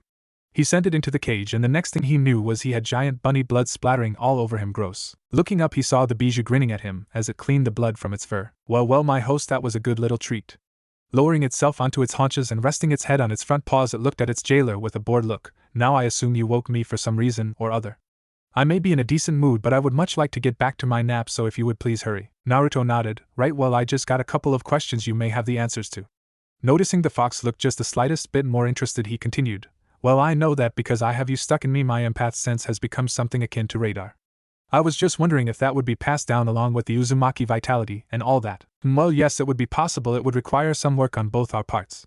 You are correct. I am the reason the sense was heightened to unseen levels, and it's that very reason that should you mate with a female normally the offspring would not be born with the power. I would have to pump some of my own yoki into your sperm, infusing them with said yoki to make it possible. The blonde teen nodded at that. It made sense. Had he not had the Kyuubi he wouldn't have the power in the first place. The only thing is that the child will not have it anywhere close to your level. Because you have my chakra constantly being siphoned into your body, the sense has become dependent on it. It's using my yoki as a source of energy. Since the child will not have the yoki constantly flowing through its pathways, the sense will not have enough energy to work to its full potential. Lectured the kitsune. Yeah, that does make sense. Alright, thanks. My other question is about my healing factor. I know we Uzumaki are extremely durable, and I've become even more so thanks to you, but whenever my healing factor kicks in I know it's not your yoki that's doing it. Why is my healing factor so advanced? The fox paused to stretch before it continued. Well, your healing prowess is thanks to a lot of different factors. Part of it is your Uzumaki blood, another part is having me, another part is this damn seal here, and the last part is your father's blood. At this Naruto was surprised. His father's blood? The guy was an orphan and had never been able to find out who his parents were. What was in his blood to be able to contribute to his ungodly healing factor? And how the hell did the fox know who they were? Don't worry, I'll get to that, but first my part in it. You see, the seal you have on you may be vastly different from that of your mother and your ancestor Mito, but they also serve the same basic principle, binding me to them damn near down to the soul. Because of this I have absorbed some qualities from them, and vice versa. Your seal is much different in that you are allowed access to much more of my power, but in exchange we are quite literally bonded at the soul. This has allowed for some of my own qualities to seep into you. So my own greatness combined with the vitality of two very powerful Uzumaki women, and you have become close to being immortal. Normally the only way that you would possibly be able to die would be via decapitation or someone ripping out your beating heart. Anything short of that, and you'll be coming back. You'd also be victim to the ravages of time eventually. Probably not until you hit your hundreds or so, but you'd still fall victim to time. It looked like the Kyuubi had finally finished, but with a pointed look Naruto shut his mouth. Now one of the most interesting things that contributes to your healing is your father's blood. How much of the inner workings do you know about your father's famed Hiraishin? Although he hadn't been able to fully master the technique yet, he had of course studied the notes on it. The thing was a Fuinjutsu masterpiece, almost on par with the one on his stomach. Well, I know that the basic principle of it is that it bends the fabric of space and time around two certain points, the seal marker and the user. Using chakra, the user is able to make a tunnel of sorts between the 2 points, making travel in between the points instantaneous. It's one of a small handful of known Jikuken, time-space, jutsu. Yes, and the other Jikuken techniques are not nearly as impressive. Do you realize what you have just said? Your father is bending the very fabric of the universe to his whim with naught but his chakra. If he had lived to be as old as the monkey, I have no doubt he would have been able to use the technique without the marker. But back on topic. What your father is doing is something not even most of us Bijou are able to do. I myself only have a very rudimentary ability to do something similar, and I'm thousands of years old. Spoke the now clearly awake Kitsune. It may have at one point been angry at the man, but even it had to respect someone who was able to redirect a Bijudama, tailed beast ball, using a highly advanced Jikuken jutsu. As he finally came to realize what the technique truly was, Naruto's jaw dropped. His father was literally playing Kami. The seals on the marker were honestly not all that complex. He had been able to understand a chunk of them after a couple of months and all of them after 3 years. What the hell else was his father doing that could possibly make such a thing possible? It's not what your father was doing, but more like what his chakra was doing. At hearing the booming voice, the teen looked questioningly at the massive Kitsune. What does his chakra have to do with this? Every living thing on this planet has an affinity. Everything from Uningen down to the smallest insect has an affinity to one or more of the elements. Some fall into the main 5 of fire, water, earth, wind, and lightning. Others, however, fall into sub-elements such as ice, magma, metal, and even light and dark themselves. Your father was from a very unique clan thought to have died out during the clan wars. That clan was responsible for the handful of known Jikuken techniques. The Namikaze clan was a clan feared by many for their jutsu and their affinity to Jikuken. Others looked at them as demons, as they believed only the gods should be able to mess with time and space. Eventually the clan grew too full of themselves and attempted to time travel, and plain jump they failed, and the backlash caused by that failure cost them more than half of their numbers. The other clans heard of their weakened state and pounced. Soon the clan had been erased from the annals of history for fear that others would attempt to recreate their techniques. Only someone the age of your Shodaime would have any kind of knowledge on that clan. Naruto sat there awestruck. He was not from just one clan that had been wiped out due to fear of their strength, but two. But what made them so special? I mean, what gave them their affinity to Jikuken? I myself do not know of their origins, as they had been around when the Rikudo Sennin was alive. However, I do know that their chakra had special properties. Much like Uzumaki chakra grants the user vitality and endurance, Namikaze gifts them with dense and powerful chakra. Their chakra was so thick and strong they could bend the universe as they pleased. It's that very chakra that allowed your father to invent the technique that gave him his name, and it's that very chakra that now runs through your veins. But how does that affect my healing? The Namikaze clan were like the Uzumaki in that because of the properties of their chakra and blood they were harder to kill than the average human. With the Namikaze, their cells reproduced so rapidly and for so long that they had become near invulnerable to the destruction of time. Your mother looked to be in her 20s, well into her 30s, and your father was much the same. You'll probably look 20 well into your 60s. You, my vessel, are the closest to being immortal any Ningen has ever gotten. Naruto sat on his ass too shocked to speak. He prided himself on being able to control his emotions and not look well like a fool, but this was just one of those moments. How could he not be shocked? At the age of 14 he was closer than anybody in the elemental nations to damn well being a kami. Everything about him was near perfection. He was bred to be great. Just Naruto sat there gaping like a fish. The Kitsune's sweat dropped. Maybe it had said too much in one sitting. Coughing into its pause, it continued, yes, well, that may well be a very intelligent response in the making. You would do well to remember who is after you and who else would come for you if they knew what you do. You may have the potential to even equal me, but without the training to use any of it properly, that's all it will be, potential. As it stands, you are indeed strong, but nowhere near the level of those who would see you dead or under a microscope. Still too shocked by all of it, Naruto merely nodded with his mouth still wide open. The sweat drop. The Kitsune had returned much larger this time. I'll leave you to cope then. And with that, Naruto was ejected from his mind. A week later we find our protagonist on his own meditating. After learning about everything from his tenant, he had began to push his own training to even greater heights. To do so, he had apologized to Ino and Yakumo for having to give them to Kakashi to continue their training, but they had understood. It actually gave them even more incentive to grow stronger. If they planned to help their blonde crush with the enemies in situations he would find himself in, then they would need to be strong as they could be. Kakashi had also understood and had even vowed that he would be there too. No matter what, they were his students, and he would help them any way he could. At the current moment, the teen was meditating to get a feel for the different chakras coursing through his body. Of course, since he had been born with them, and they had thusly grown into him, the different chakras had blended into one perfect, balanced source. He could still, however, feel the different qualities his chakra had. It was like Namikaze's, Uzumaki, and Kyuubi's Yoki were rivers that all flowed into the lake that was his chakra. To begin to truly use the powers of each, he had to be able to differentiate between them all. Using Namikaze's chakra to do an Uzumaki technique may end less than pleasantly for him. It struck him as odd that chakra had a feel to it, an emotion of sorts. Maybe he was the only one able to sense it due to his empath powers, but nonetheless it was there. Maybe it had something to do with the chakra itself? Maybe it was like blood in that it carried parts of its originator, his ancestor. Bah! I'm getting off track here. Okay, so let me see. Naruto thought as he searched through his chakra pool. Anger, malevolence, power, and superiority? That's definitely the fuzzball's Yoki. Life, vitality, and energy? That's my Uzumaki chakra. Now where's was as far as his thought process went before he felt it. Holy fuck. This feeling. Strength, dominance, force, what is this? Is this how Namikaze's chakra feels? It's FUCK. Ah! Screamed the blonde as he squeezed his eyes and held his head. Might controls everything. Without it you can't protect anything, not even yourself. Echoed a rumbling voice in his head. Who the fuck are you? Get out of my head! Screamed the blonde in agonizing pain. Who are you? There is room only for one in this kit's mind, and I am it. Leave here, no, foolish kitsune. You hold no power over me. Be silent. Inside the cage we see the great Kyuubi ramming the gates of its cage in an effort to help its vessel. With a mighty roar, the kitsune unleashes 5 tails of its power, letting it flow into every crack and crevice of its prison. Kit! Was the last thing heard from the mightiest of the Bijou. Who are you and what do you want? Yelled the panicking teen. He could no longer hear, let alone feel the Kyuubi's presence. Calm yourself, child. I am not going to harm you or that beast. As for who I am your ancestor.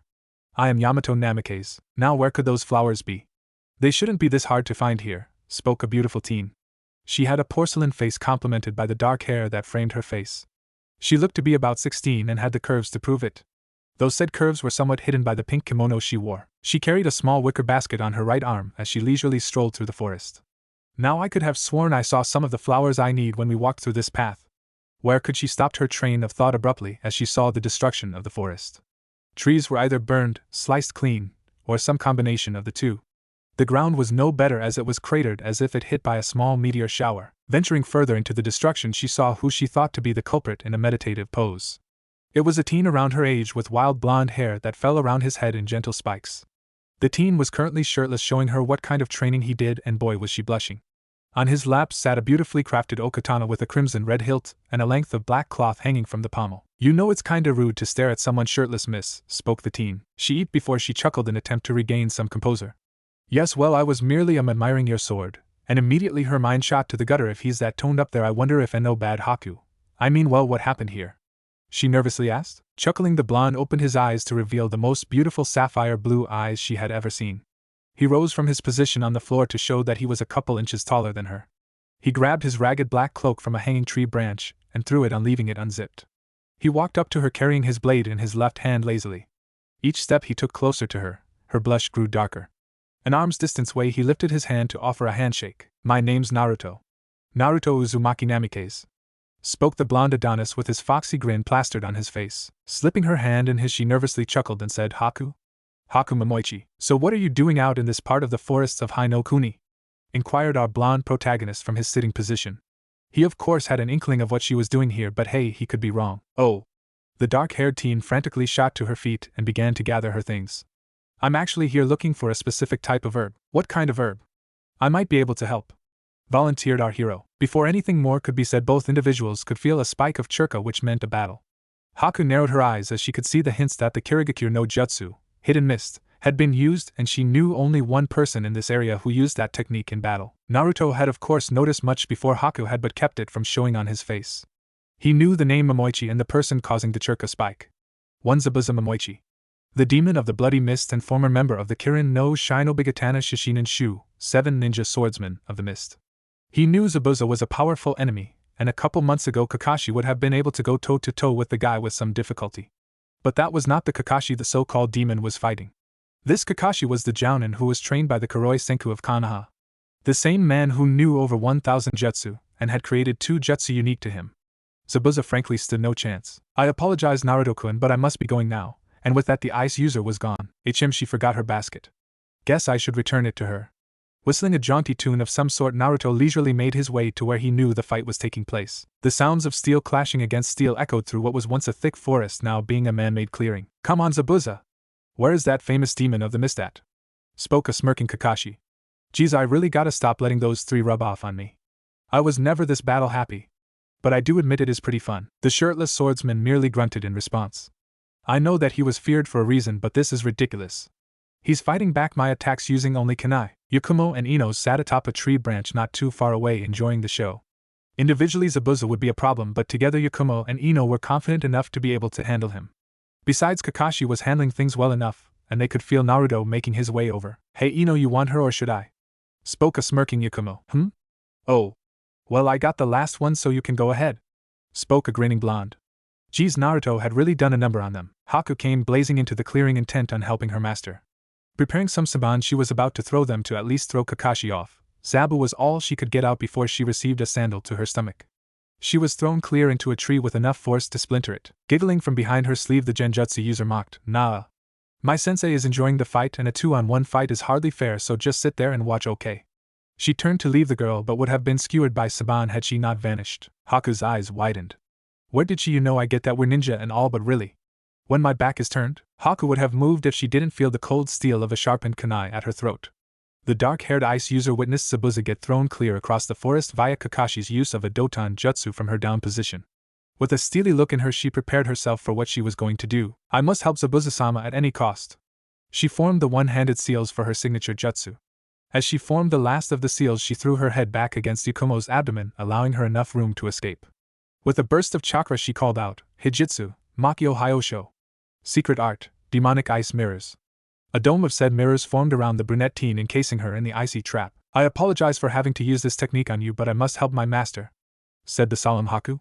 She hated to use this technique because it meant she was going for the killing blow, and she would rather not have to kill. Killing never sat well with her. As she prepared to end the fight as quick as possible, she expected to see some fear in the girl, but all she saw was her form shaking. She must be crying cause she doesn't want to die. I am sorry, but I must help Zabuza-sama. With that last thought, Haku launched the senban and watched as the young girl was turned into a pincushion. Haku looked down in shame. You think you killed me? Haku snapped up to see the reflections of herself begin to morph into the form of the brunette. What, how? Well, you see, you've made your own grave with this technique. You showed your full hand to finish a battle you thought would be easy without knowing the cards your enemy held. Haku tried to escape the mirror but found she was stuck inside the mirror itself. She's turned my own technique on me. How? Allow me to introduce myself, Haku heard from behind her. Turning, she found the girl she thought she had killed standing in a field of freshly fallen snow. My name is Yakumo Kurama. And it was at that moment Haku began sweating. She may not have been from Konoha, but the Kurama family was known throughout the nations for being able to make their genjutsu become reality. Now I would rather not have to do this, but you've left me no choice. Goodbye, Miss Ice User. Haku began to panic as she saw things rising from the snow. They looked like frozen corpses that had been released from hell itself. She closed her eyes and prepared for the inevitable.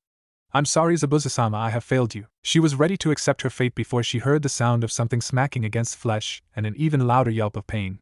Opening her eyes, she saw the blonde she had met in the forest and the brunette who was going to murder her with her own technique on the floor holding her rear in pain. All she could do was sweat drop at the ridiculousness of the situation. She had been ready to die, but she had been saved because the girl who was going to kill her had been spanked. Now Yakumo, normally I would congratulate you, but considering I would much like to keep our lovely Yukiana, Snow Woman, here alive and unharmed, well, you see what happened. After getting her blush under control, she asked, Naruto-kun, what are you doing here? Inquired the very curious ice user. Hey, wait a minute, Naruto-kun. Where do you think was all Yakumo could get out before she was smacked on her still tender rear? Naruto-kun. What was that for? Pouted the genjutsu user. Play nice, Yakumo, and I'll tell you later. Admonished the blonde. Turning to Haku, he answered, Here to save you, of course. Now let's see what we can do about your father, Any. Haku's eyes widened at being reminded about Zabuza and his current position. Zabu was all she got put before she was flicked on the nose. Scrunching up her face at the flick, she looked at Naruto, pouting. Why is no one letting me finish my sentences today? 'Cause we can, grinned the cheeky blonde. Now let's get out of here. And with a snap of the finger, the frozen wasteland was gone, to be replaced by Zabuza rocketing across the field and Kakashi hot on his tail, Raikiri, lightning edge in hand. Naruto seemingly phased out of existence, only to appear before Kakashi, catching his wrist before he could deliver the finishing blow. Kakashi merely looked up, giving his student a questioning gaze. Potential allies was all the Jinchuriki said, and Kakashi just nodded his head. It made sense. Zabuza and his apprentice would be a good addition to the village. Zabuza looked up at the kid who had saved him oddly. Who the hell was he, and why did he seem familiar? I swear I've seen that blade before. And the hair? Who is this kid? Zabuza would have continued his thoughts had Haku not rushed over to him. He noticed the girl seemed rather distraught over something. Hey, why you looking all depressed, Haku? Grunted the swordsman. Even on his last legs he was still a hard ass, it seemed. Sniffling, she explained, I was worried I would lose you. I thought I had failed, only to be interrupted by Zabuza using her hair. Hey, you did good. It's my fault we ended up in this situation. I thought they were here for the bounty on my head or something like that. At hearing that, Kakashi and his team attempted to look as innocent as possible. Well, thanks to Naruto-kun. Hey, whoa there, kun? Teased Zabuza. Haku merely gained a tick mark. Why is No1 letting me finish my sentences? At that, everyone there laughed at the poor girl's expense. After everyone had managed to regain their breath, Naruto walked up to the pair. Well, I actually have a question for you too. How would you like to stop having to constantly look behind your backs? Questioned the blonde Uzumaki. Zabuza wearily looked at the teen. Hold on, what are you saying? Well, I have some pull with the Hokage, and I'm sure if I vouched for you too, you would have no problem becoming a part of Konoha's forces. My family name would also help with the villagers and all as well. Naruto casually stated. He wasn't wrong about any of it. Zabuza merely grunted before he slowly rose to a standing position, using his giant blade as a crutch. That reminds me. You and that blade you have there look really familiar to me. What's your name, kid? The QB container stuck his hand out. Name's Naruto. Naruto Yuzu. With a steely glint in his eyes, he grabbed Zabuza and Haku in a show of speed and brought them to where his teammates were. His reason for this? A pack of those nasty creatures he had seen years ago when he first started training. This time, though, they looked to be out for blood. What the fuck are those? Asked his fellow blonde, a sentiment shared by all present. I don't know, but I need you all to stay here.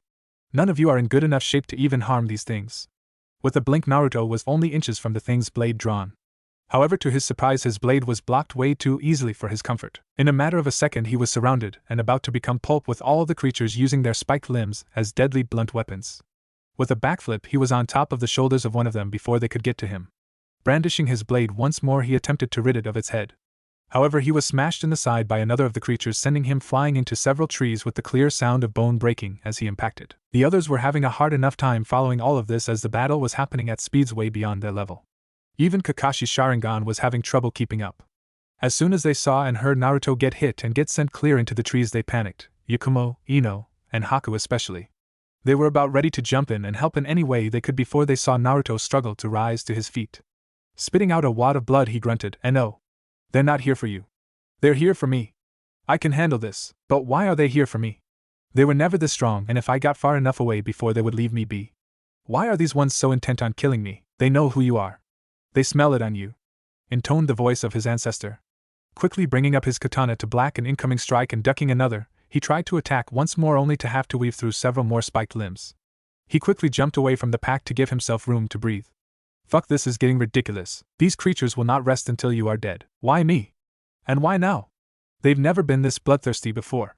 Again, Naruto found himself dodging and weaving his way through a mob of flying limbs intent on smashing his head in. Right now is not the time to explain, but I will say this. They sense the Namikaze's blood in you, and they will stop at nothing to see it gone from this world. Enough of making a fool of yourself.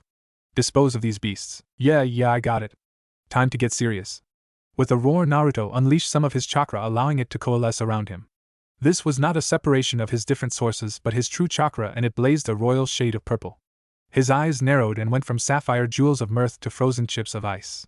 This is what he had dubbed his battle mode. All traces of emotion were dead to him in this state of mind, and his only goals were to defeat whoever stood in his way at any cost and protect those close to him. His companions were all shocked at the amount of energy he was putting out. Kakashi noticed the change in his demeanor and posture, as well as the feel of his chakra. Yakumo and Ino noticed as well. Normally, Naruto's chakra gave off the feel of warmth and safety, but now those feelings were buried underneath a well of dominance and authority. If they were being truthful, it was kind of hot. Haku and Zabuza had only known the blonde for a short time and were shocked beyond belief at what this teen was doing. To be that strong at his age was almost unheard of. Picking their jaws up off the floor, Haku was only barely able to catch the scabbard of Naruto's old katana. "You asked for my name, right, Zabuza?" Looking up, they saw Naruto staring at the oncoming pack of creatures, twirling his okatana by the tassel on its pommel. My name is Naruto, Naruto Uzumaki Namikaze. And this was my mother, Kushina Uzumaki's sword. All Zabuza could do was gape. He was the child of the Konoha no Kiroi Senko Minato Namikaze and Kushina Uzumaki, the Konoha no Akashur, Red Death of Konoha. As soon as the creatures were in range, Naruto tossed the blade like a spear with enough force to pierce straight through the thick hide of one of the beasts. Within a flash, Naruto was once more holding his blade in the midst of the pack and was unleashing an innumerable amount of slashes all around him, but he knew it was far from over. The creatures had extremely thick hide and some minor healing factor. They were also extremely hard to put down. Hell, the one who had been pierced by his blade was still going strong. With that in mind, Naruto sent Futon Chakra though the blade and calmly spoke, Futon, Shinken, Vacuum Sword. Naruto's allies' field of vision was cut short as a dome of pure wind-natured chakra entrapped the area occupied by the creatures and Naruto. Wait, that looks more like your Hyuga clan's Hakushukaten, Heavenly Spin. Zabuza grunted out. No, it looks like that because Naruto has created so many slashes with Shinken in such a short amount of time they have created that dome, spoke a flabbergasted Kakashi. He knew Naruto was good, and he had the scars to prove that, but what had he been doing the past couple of days on his own to get this good? Again Zabuza's jaw met the floor. He had seen some of the greatest sword wielders in his day. Hell, he was one of the best, but this was incredible. They were cut short as the dome finally collapsed, revealing 4 of the 8 creatures done for. There was no way they were getting back up with those kinds of wounds. Again they were shocked when said creatures did just that. Naruto just scoffed. You guys just don't know when to stop, huh? Fine, let's see how well you handle this, any? The only response he got was the watery-sounding roar/screech of the creatures as they charged at him once more, trying to end his life. Using some of his Namikaze chakra, he performed the signature move of his ancestor, Yamato, Judgment Cut. All the others could see were purplish spheres appearing around the pack and then the beast exploding due to the innumerable amount of slashes. To their and Naruto's own surprise, the creatures looked like they had been sneezed on, and not just slashed a million times in the span of a second. They are immune to the ravages of time, which means any Jikoken technique is completely useless against them. Could have told me that earlier. But whatever, guess we're doing this my way then. Sliding his sword into the ground, he proceeded to go through a sequence of hand seals before calling out, Katan, Hosenka no Jutsu, Fire Style, Phoenix Sage Fire, launching volley of small fireballs towards the charging group of creatures. He quickly grabbed his sword and channeled his Futon Chakra through it again. Futon, Judgment Cut. This time spheres of a greenish color appeared around the balls of fire, and due to the slashes being wind-natured, the fireballs grew much larger and flew with more intensity. They impacted with the creatures, kicking up dust and flames. The blonde was far from done though. He flashed to the other side of where the beasts just were and going through another sequence of seals slammed his hands on the ground. Doton, Yomi Numa no Jutsu, Earth Release, Swamp of the Underworld, creating a swamp trapping the pack. Amazingly, they seemed to still be able to go, although looking even worse than before with limbs missing and parts literally melting off at the bone. Quickly the QB container channeled Right-Un Chakra through his blade and slammed it into the chakra swamp, calling out, Right-Un, Jibashi, Lightning Release, Electromagnetic Murder. With the different minerals in the earth, as well as the small amounts of water acting as conductors, Naruto was able to send mass amounts of the lightning nature through each and every one of the horrid-looking creatures.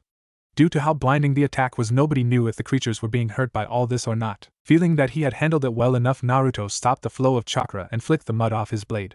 Looking out over the destruction he had just caused, all that could be seen in the mud pit was some charred limbs and nothing else. With a sigh, Naruto relaxed his posture only to feel Ino hook her arms around his neck and Yakumo snuggle up to his front. So it looks like your training went well? Smirked his fellow blonde. Haha, yeah, you could say that. Big improvement with my kenjutsu too, chuckled our protagonist. Yeah, I could see that, kiddo.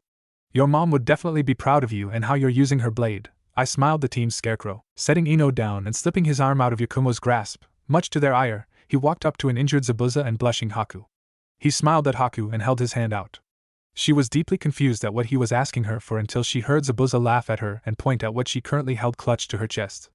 Realizing that he probably wanted his scabbard back, she handed it over to him, giggling embarrassedly.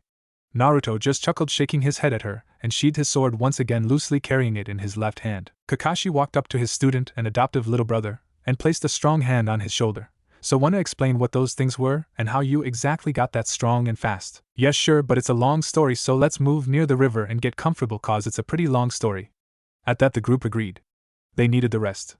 It looked like Haku and Zabuza were going to leave until they were stopped by Naruto. And where do you think you guys are going? Haku was about to speak up, but yet again she was interrupted, this time before she could even make a sound. Didn't I tell you too that you're coming to Konoha to join us? Zabuza gave a hearty laugh at that and just shook his head. You're something else, you know that, kid? Should have met my parents, retorted the smiling blonde. Ino here will patch you up once we get to a good spot, alright? Zabuza just chuckled again and nodded. After taking a leisurely walk with Kakashi helping Zabuza walk in his injured state, the group finally reached their destination. Setting Zabuza down on a patch of grass, Ino got to work on fixing Zabuza as best she could, with Haku also looking at what she was doing. She only knew some very rudimentary skills when it came to aerial jutsu, so witnessing someone who actually knew more than her would be a great opportunity. The others took up spots on rocks or leaning against said rocks. Naruto took a spot on a good-sized boulder and crossed his feet into the lotus position. Everyone present gave him a pointed look, and with a sigh Naruto shared with them what all had happened. His training with the help of his ancestor, the Kyuubi, becoming more active with their conversations, as well as his training with its powers, etc. Learning about the Kyuubi had been shocking to Haku, but Zabuza knew all about how shinobi villages worked. He had lived long enough to see how most Jinchuriki were treated, and it wasn't pleasant.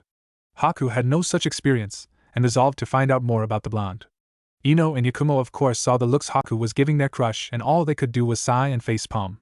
Naruto was just too good of a guy sometimes, so what are we going to do about our 2 passengers here?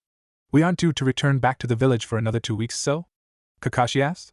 As far as he was concerned, this decision fell to Naruto. He had made the call on all this, so he would leave it up to him. He knew Naruto wasn't stupid, and he trusted his decision. It had been Naruto who had gotten them to this point. Well, I don't see any harm in letting them come with us on our little training trip. Not like we're giving out village secrets or anything. I'll let the Sandaime know our situation with our next correspondence in a few days. Kakashi just nodded at that, and the girls grew irritated that they were now going to have an older girl who obviously had a crush on their blonde accompany them. This was going to be an interesting 2 weeks. What did you call me, ice bitch? You know damn well what I said, you blonde bimbo. I'll show you why. What the hell are you doing, Yakumo? The 3 males of the group just sighed for what seemed to be the millionth time that day alone. The first 2 days of traveling together had been rather uneventful, with Zabuza still recovering and Haku trying to get to know Naruto more. The more she learned about the blonde, though, the more she fell for him. He shared such a similar past as her, it was kind of scary actually. Obviously they turned out quite different, but still there were similarities. They viewed those that actually cared for them as precious and would do anything to protect those same people. It actually wasn't until the 3rd day that the girls had begun to bump heads.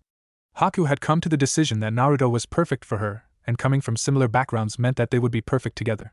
This of course didn't sit well with Yakumo, much less Ino. They could hardly go a day without one setting the other off. Not much happened other than yelling and insults being thrown though. They knew that Naruto would not step in, but if they came to blows and actually tried to harm each other, well, he wouldn't have any of it, and getting on his bad side was the last thing any of them wanted to do. Kakashi and Zabuza merely sat back and enjoyed the show. The two had bonded over their shared love of, you guessed it, Aika. Naruto was seriously wondering if the damn thing could be used to bring about world peace or something. He had of course read one of the books, but the appeal had been lost on him. It actually wasn't as smut-filled as most were led to believe, but still he just couldn't see how so many people were such fervent fanatics. TCH, pathetic. Rumbled the deep voice of Naruto's prisoner. Hey, at least they're not stuck inside a teenager's body. At the lack of a comeback, Naruto smirked in victory. Over the years he had come to enjoy the verbal battles with the huge fox. It was especially satisfying when trumped the fix. It boosted his confidence knowing he could win a battle of wits with a 1,000-year-old chakra beast. Why must you refer to me as if I am genderless or something? Wait, you have a gender? Spoke a thoroughly shocked Naruto. Get your blonde ass in here. And with that, Naruto was gone from the conscious world. What the hell is all this about, Kyuubi? I was in a tree, I could have fallen. Naruto comically spat. His only response was the form of a strikingly beautiful red head walking towards the bars. Any further thought he had was cut short as his brain went blank. The woman was beauty given form.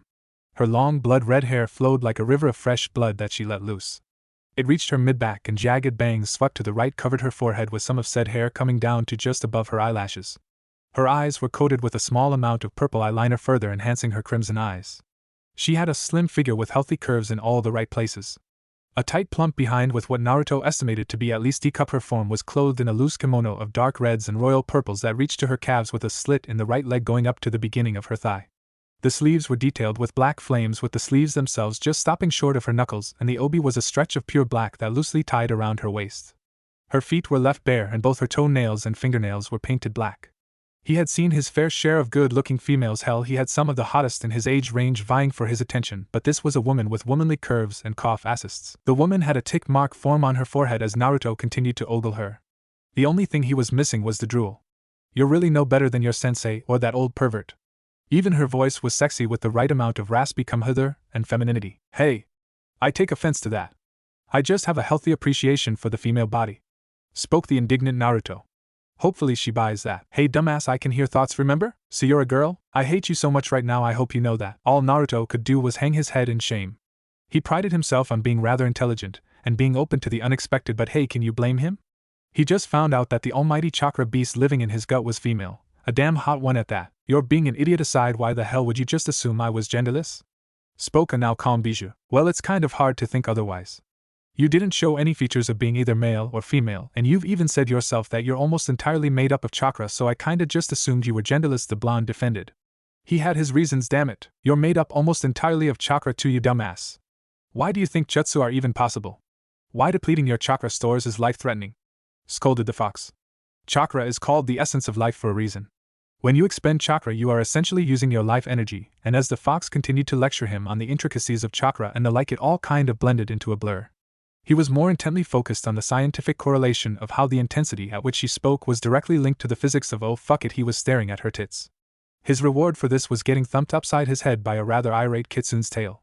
Again he just lowered his head in shame, knowing he deserved it.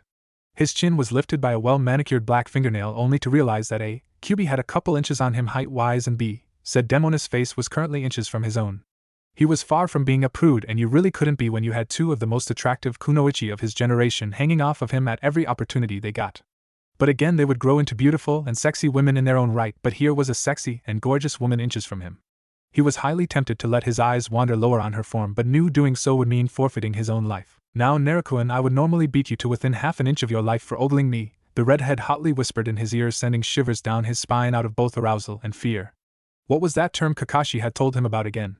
Oh right, a fear erection. Yeah, he now fully understood that concept. But you see, being as powerful as I am, there has never been a suitable mate worthy of my attention and affection, she continued.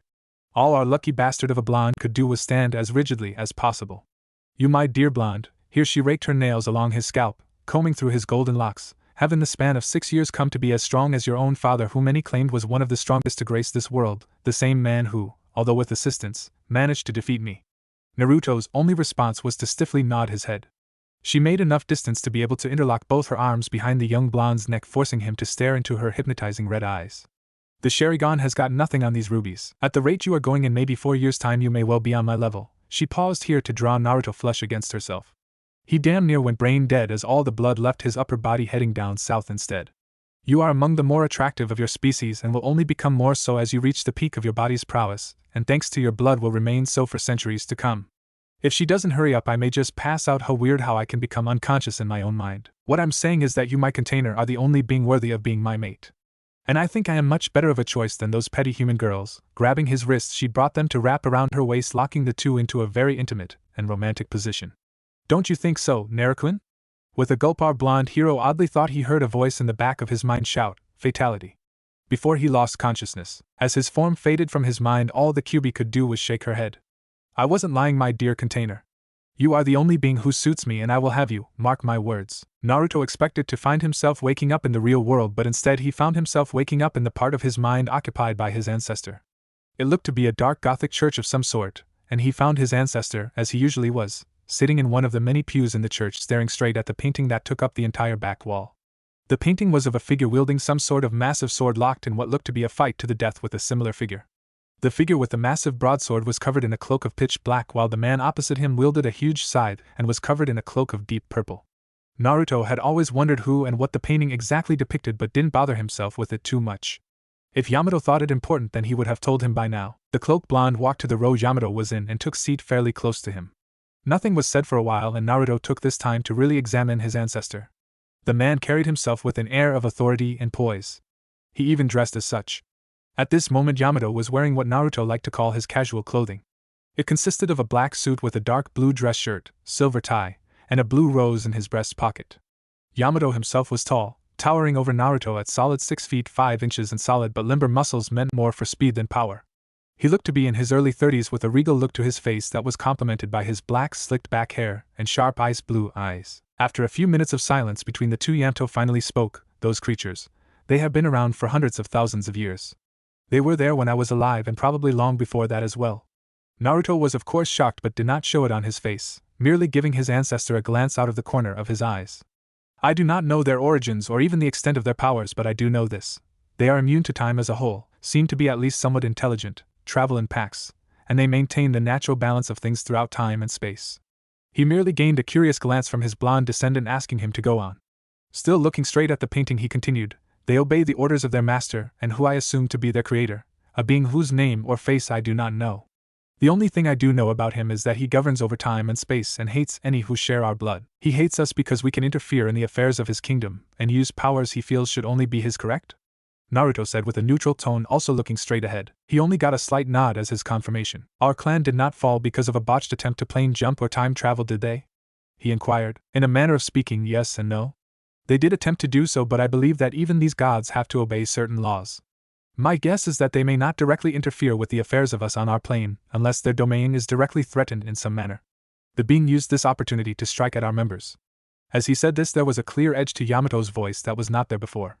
The man may seem cold and indifferent to all, but deep down he truly loved his family. "Do you think he knows about me? Or knew about my dad, your father?" "No. Your father may have been able to do something not even I was capable of, but that technique of his uses the barest amount of Namikaze's energy possible in the briefest of periods. You, on the other hand? Possibly.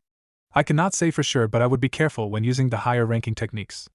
If he does not know of you yet, it would be very beneficial to keep it that way, at least until a time when he will no longer be able to pose a threat to you and those around you," cautioned the regal man. "Wait, hold on. You actually expect me to be able to fight a god at some point?" spoke a thoroughly shocked teen. Finally Yamato turned from looking at the picture to look at Naruto in the eyes. Ice-cold blue met sapphire blue and held the other's gaze for a period of time. During this period of time nothing at all was said, not a muscle moved, yet with this one gaze much was said. Naruto finally tore his eyes away and resumed his calm posture. Likewise Yamato returned his gaze to the painting. "I see," came the quiet voice of Naruto. "Yes, and in time you will do," intoned the baritone of his ancestor. For some time silence reigned between the two before Naruto slowly started to fade. The two gave the smallest of glances to each other, and once again Yamato was left to himself. "One day, young one, you will be powerful, so powerful that the heavens will be brought to their knees and the 9 hells will bow to you. All will know your name, Naruto Uzumaki Namikaze." Naruto's group had begun to worry when Naruto suddenly fell out of the tree he had been perched in.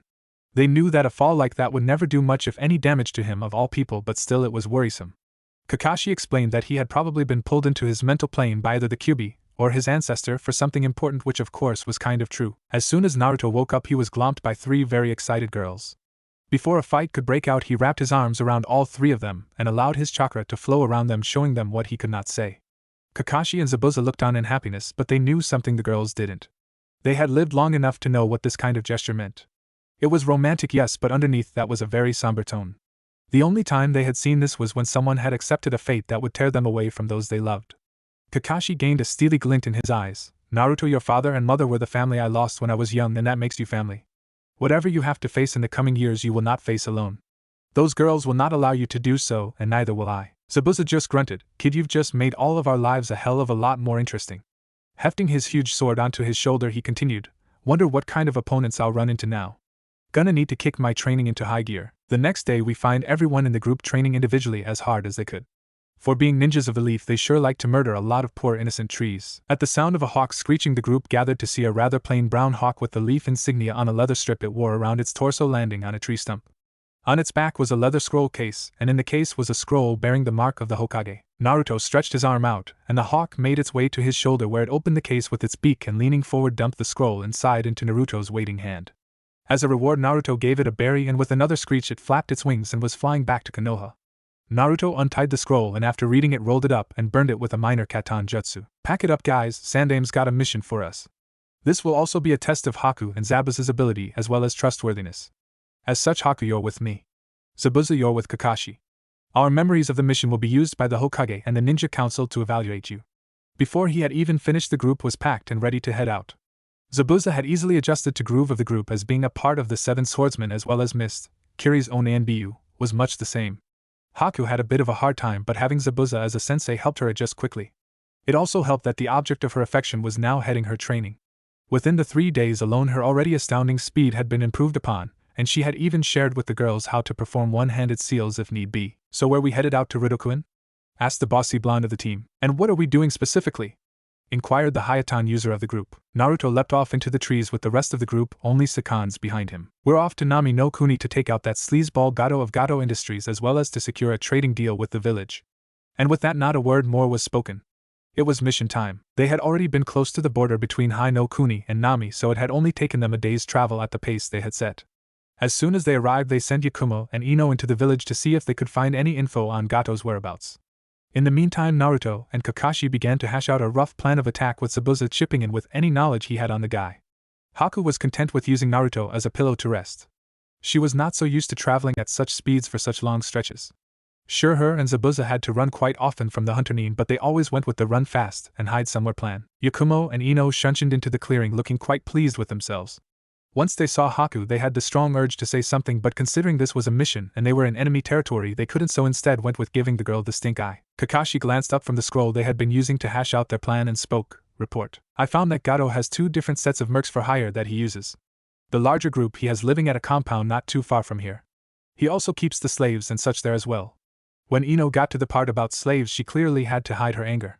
She knew what kind of world they lived in and how females like her were viewed, but that didn't make it okay and made her even angrier. Everyone present gave a nod at that and understood what had to be done. Yakumo continued with her piece. Gato himself is holed up on a small island not too far from the mainland. The smaller set of mercs he uses for his bodyguards live there with him on that compound as well. Kakashi and Naruto talked for a bit more before finalizing their plans. Here's how it's gonna go. Myself, along with Haku and Yakumo, will take Gato's personal compound first. Kakashi along with Zabuza and Ino will take the bigger compound here on the mainland. Specifics will be shared within your group, but I will say this. My group will hit the island compound first, and when we feel we are close to completing our part 1, we'll send out the signal for you 3 to begin your part, got it? Naruto received a chorus of hi from his team for the mission. Also remember that if you find yourself in need of help, flare your chakra 2 times in quick succession. If you cannot do that, use the seal I have given all of you to communicate to myself, alright? He spoke once more, receiving a chorus of hi. Remember that these are the scum of the earth. Leave none of them alive, understood?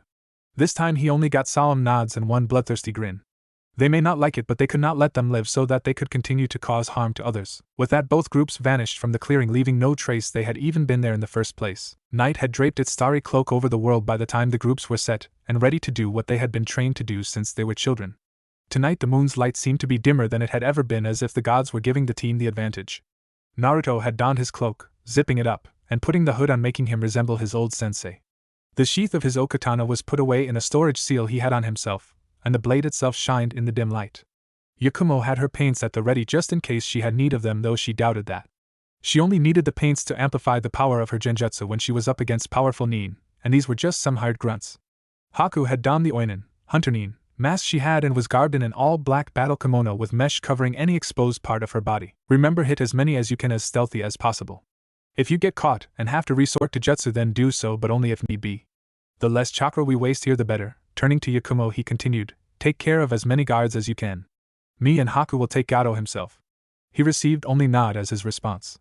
Yakumo had killed before, of course, but it still bothered her deep down, and she was taking the time to mentally prepare herself for the massacre she was going to commit. Finally, a glimmer of the moon's light shone through the clearing, only to reveal nothing. Hey Dan, you and the others up for a card? GADA gurgle asterisk, and the merc breathed his last, victim to one of Haku's senbon puncturing his throat. His friend Dan had met his end thanks to Naruto's blade liberating his head from his shoulders. Naruto noticed Haku twitch as she killed and simply placed a comforting hand on her shoulder. As she calmed, she gave him a nod, and with that they were off, leaping through the shadows of the night heading for Gato. Yakumo was leisurely strolling through the compound like a ghost, making not a single noise, and trailing behind her were corpses littering the floors. Any who noticed her were met with death before they could make a sound. Some were fortunate enough to not even notice her thanks to her genjutsu, and died without even realizing it. Blood dripped from her hands and her long brown hair fell in waves covering her face as she continued her walk of death. HY you can't was all the tattooed merc could get out before Yakumo slashed his throat open with her kunai, showering the floor in his blood and leaving yet another corpse for the creatures of the island. Man, this midget pays some good money and all, but he is way too fucking paranoid. Shit kinda gets irritating. Muttered a wannabe samurai to his buddy for the night. Quiet out there, yelled the fat mouse that was Gato. None of them knew that their members in the lower levels were currently being massacred by a 12-year-old genin. And none of them knew that only Gato and these 2 poor guards were the only ones left living on the upper flowers. If either the 2 guards would have checked just outside the door to the hallway they were in, they would seen the very walls and floors of the building stained in the life liquid of their comrades, heads lying nowhere near where their bodies were, and bodies nailed to the walls by sabon of ice. The samurai's buddy turned to give him a reply only to see the corpse of said man in the hands of an oinen who currently held sabon in between her knuckles that were holding the man up by his neck. He turned to open the door only to be bisected down the middle of his body by Naruto's blade. The cloaked teen flicked the blood off of his blade and with a nod to Haku opened the massive doors to Gato's office. They found the man behind his desk doing some type of paperwork. They waited for the short man to notice them. He looked up and questioned, "Who the hell are you? I know for sure you're not on my payroll." When he received no response he snorted, "I guess you're here to look for a job then? Talk to Hiro outside about it." When he still didn't receive a response he got up and yelled, "What the fuck do you two want?" Finally garnering some response the two turned towards the door, and Gato smirked thinking he had gotten through to them only to receive a view that almost made him vomit. His hallway and the room outside was littered with the corpses of his men. He was far too shocked to even say anything and merely stared wide-eyed at the massacre. Then he saw who he thought to be a ghost appear. Instead he saw it was only a young girl. He would have made a comeback if he didn't notice that her hands were dripping with blood. The brunette turned to the other two and muttered, "Lower floors are clean." Gato nearly shat himself at that. His whole compound dead, Gato grinned and began to chuckle to himself. The three returned their attention back to the poor excuse of a human being. At the snap of his fingers two missing nin shot from the rafters calling out Sueten, Sueden no Jutsu. Water release, water bullet. Naruto stepped forward slightly and slashed his sword horizontally calling out, Futon, Detapa no Jutsu, wind release, great breakthrough, sending out a wave of wind that overpowered the two Sueten Jutsus with ease. Before the two rogue Kirinin could counter one received several water saban through the neck the other a kunai through his skull. As he saw his men get murdered with such ease Gato tried to think of any escape route possible, but he could think of nothing. These three had slaughtered everyone in his compound without him noticing until it was too late. So he resorted to the only thing he could think of to save his pathetic life, begging, "What is it you want? Money? Land? Women? I'll give you anything you want, just let me live." The man groveled to the three, even going as far as to get on his knees. Naruto walked up to him and let a scroll fall to the ground. Any and all safe codes, bank numbers, and the location of anything else with value. Naruto spoke in a monotone. Scrambling, the man began to write it all down, especially when he felt the cold steel of a blade at his throat. Yes, of course." When he finished he handed the scroll back to Naruto, who gave it to Yakumo. "You and Haku go and gather as much as you can." With a nod they were gone. Gato looked up towards the man. "I can go, right? You said you'd let me live." His only response was Naruto turning towards the man and muttering, "You've met with a terrible fate, haven't you? Kudos to anyone who knows where this is from." And with a flick of the wrist Gato's head was sent flying across the room. The three raided every single vault Gato had written down, and once they were done putting all the assorted jewels, scrolls, and money they could fit into sealing scrolls they met atop a hill a distance from the massive compound. With a single thought a Kage Bunshin, shadow clone, appeared to his right. Both went through a series of hand seals and the real Naruto called out, "Katon, Goryoka no Jutsu, fire release, great dragon fire," releasing a blaze in the shape of a dragon's head the size of a small house with his clone calling out, "Futon, Detapa no Jutsu." Not moments later the whole compound was set ablaze by the flames. The three watched as it burned for a minute before they vanished, heading for the bigger compound on the main island. The massive fire had been the signal for the other three to begin their own assault. Kakashi, Ino, and Zabuza saw the fire and felt the spike of chakra and prepared for their part of the mission. "Ino, remember you go and free any and all captives. Me and Zabuza will take care of the rest." And with that they leapt into the middle of the compound with the attention of all the mercs on them. Before the paid soldiers could even say something stupid Kakashi and Zabuza had completed the seals for their techniques. Zabuza shouting, "Sueten, Suryoden no Jutsu, water release, water dragon bullet," summoning forth a massive dragon of water, and with a watery growl it rushed towards a group of gathered mercenaries. Kakashi calling out his own elemental dragon with, "Raiden, Raryuden, lightning release, lightning dragon bullet." Those hit by either of the two techniques were the lucky ones. Their deaths were quick and over with, their comrades would not be so lucky. With a nod to each other both powerful nins were off in flashes, Kakashi with his signature Raikiri in hand and Zabuza wielding his massive Zanbatsu. Kakashi cut a path through merc after merc with his electrified hand. There would have been much more blood spray if it were not for the heat of the technique immediately cauterizing any and all wounds it caused. This of course was causing more damage and pain than anything else. Instead of bleeding out to death quickly, those who fell victim to the jutsu would live long enough to feel all the pain of their bodies slowly start shutting down, that is if they had enough of their bodies still connected to feel it. Zabuza was carving a much bloodier path through his part of the compound. With as big as his sword was one sweep of it was taking out 3 men at a time. He grinned, showing off his sharp teeth as he felt the blood of his victims bathe him. He did not care that some of the men he hit were not completely dead but were instead left to live out the last few minutes of their life looking on in horror as their separated limbs twitched with the last nerve impulses left in them like some sick real-life version of a zombie. Ino was much quieter about her approach, though just as gruesome. Any unlucky enough to cross her path were met with a slow, agonizing death due to whatever poison happened to be on that particular kunai or saban. Some felt acid burn its way through their very veins until nothing was left of them, others suffocated as their lungs shut down and stopped pumping air, and others felt all of their organs get shut down by the electric shocks coursing through their bodies. She felt no remorse for these men. To her they were the scum of the earth, and deserved worse for the things they had subjected the people they captured to. She finally reached the massive tent that had housed said prisoners, and the guards who were there leering at her and lust received a saban carrying a poison of her making. She called it Shini no Seppun, or the kiss of death. All the blood in the victim's body would flow upwards, filling their heads until it literally poured out of every hole on their head. Guess where I stole this from? Hint. It's a kung fu movie that came out in the mid-2000s. She walked into the tent expecting to find people locked up in cages or something, only to find her cloak crushed, breaking the last of the chains off the prisoners. At her questioning glance, all he said was, "Kage bunshin." She just nodded. "Leave it to Naruto to try and save everyone. Boss wants you to take them and meet up with Yakumo and Haku outside in the forest. Once you're all together, take them back to the village. Boss said that he, Zabuza, and Kakashi will take care of this place." Makes sense. Those three can unleash some pretty devastating jutsu without worrying about chakra exhaustion. Yakumo, Haku, and myself are meant for smaller scale missions. Those three can do that and battles on a bigger scale. With that in mind, she hushed the prisoners and led them out of the tent, and made her way to the forest with the small group of prisoners following. The Naruto clone looked at the redhead who had stayed with him in curiosity. In other circumstances he was sure she was a bombshell in the league of his tenant, but right now she was covered in mud, blood, and other such filth. Her hair was knotted and in disarray, and she looked to have been starved for quite some time. Luckily it looked like she had been able to stop them from doing to her what they had done to the other women. Before she could say anything to her cloak savior, he poofed away, only for the same figure to walk through the flaps of the tent. She bowed to him and said, "Thank you for saving me. Any longer and I would have been victim to a fate much worse than death. I owe you my life." He dismissed it with a wave of hand and instead asked, "Why stay here?" "I doubt it was to thank me. I am actually a kunoichi and I want to exact some revenge on these scumbags. Normally I would be able to do so myself, but they have been drugging me for the past month, and so I can only do some lower level jutsu," was her reply. Naruto nodded at that. He did not exactly condone needless revenge or grudges, but this was a different matter.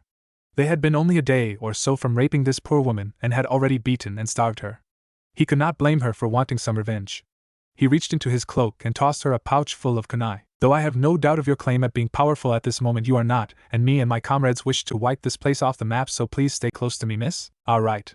My name is Meitorumi of Kiri." He gave her a nod and turned to leave with the redhead following him. A random merc who thought he could take them on rushed the two, only to receive a kunai to the skull. Naruto glanced at her out of the corner of his eye.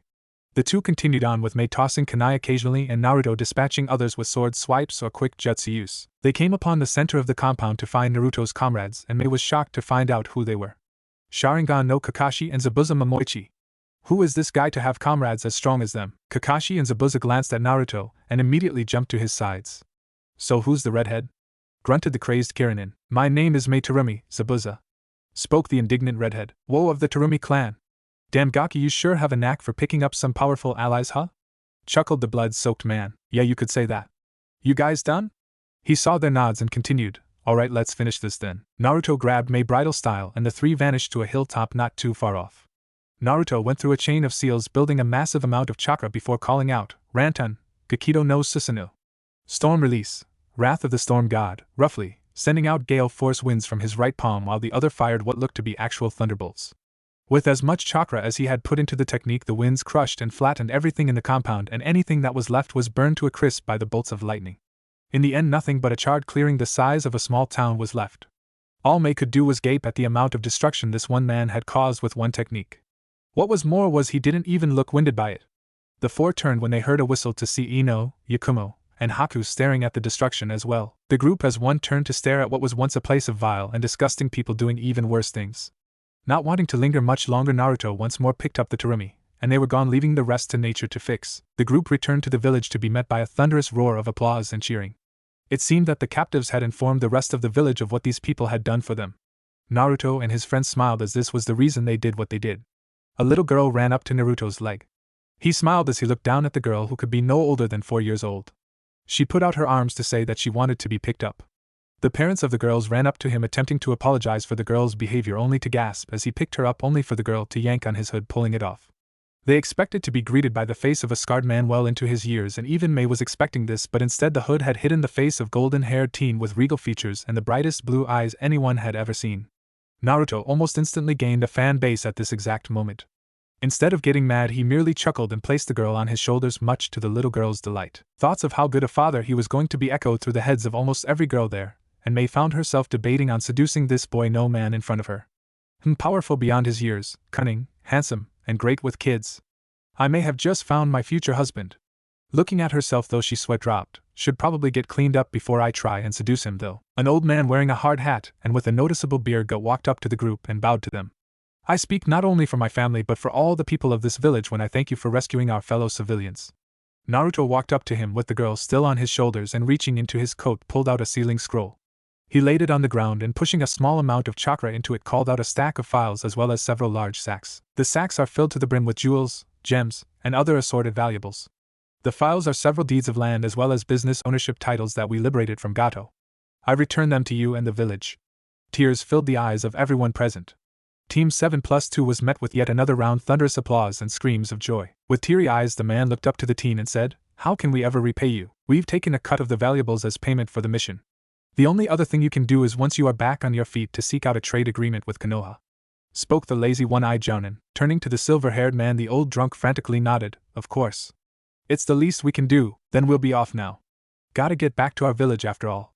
Naruto calmly spoke. As they began to leave, May latched onto Naruto's back where he almost passed out from a nosebleed when he felt her rather large assets pushing against his back. The girls face-palmed and Kakashi and Zabuza laughed at this turn of events. "Hey, what the hell? You like her but not mine.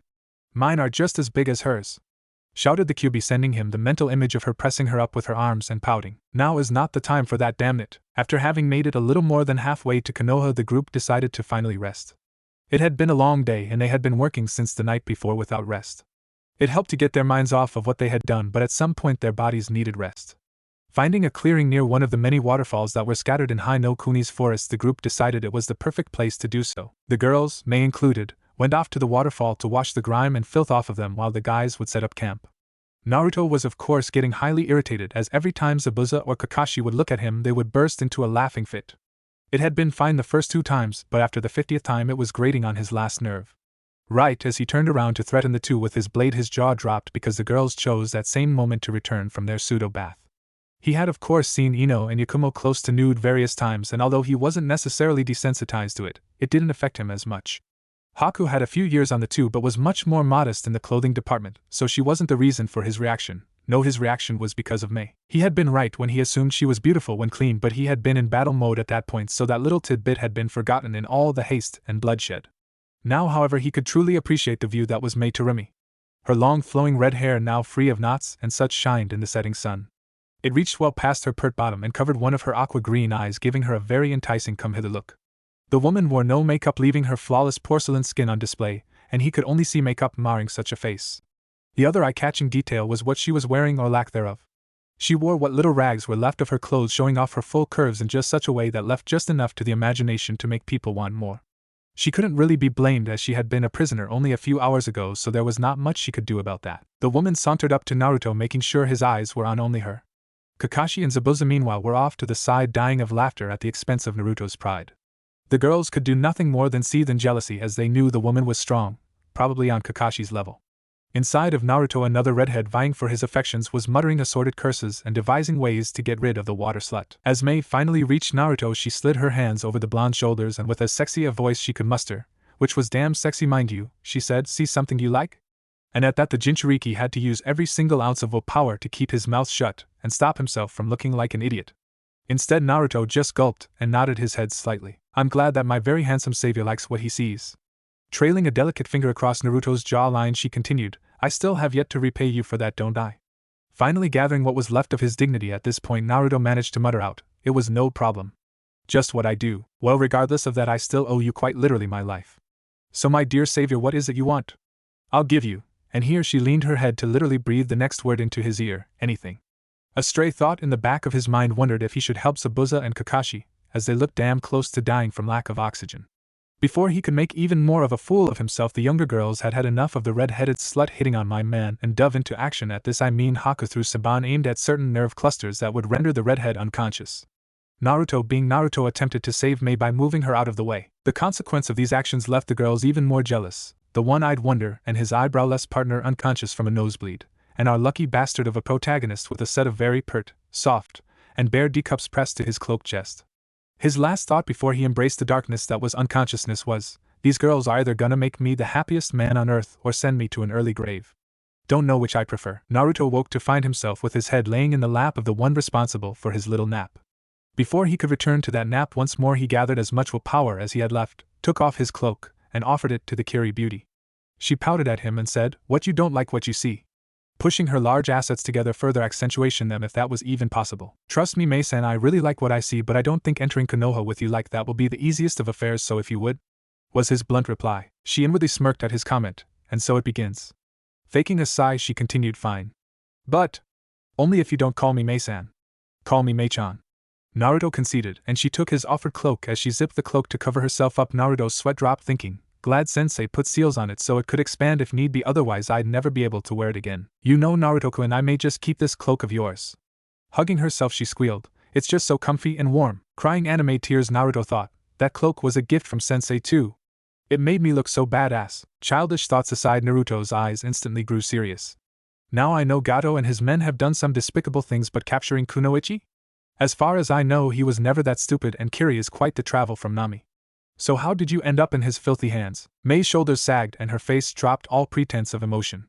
The rest of Naruto's group were at his side as well, all joking gone. "I'm sure you all know of the less than great state Kiri is in right now." At that, Zabuza scoffed and Haku turned her head away. Noticing their responses, she sighed again before continuing, "Well, I'm actually on a mission." As soon as that was out of her mouth, Zabuza's Zanbatsu was around her neck waiting for her to give him a reason to show why it was called the Kubikurbocho, decapitating carving knife. No one moved a muscle to help her.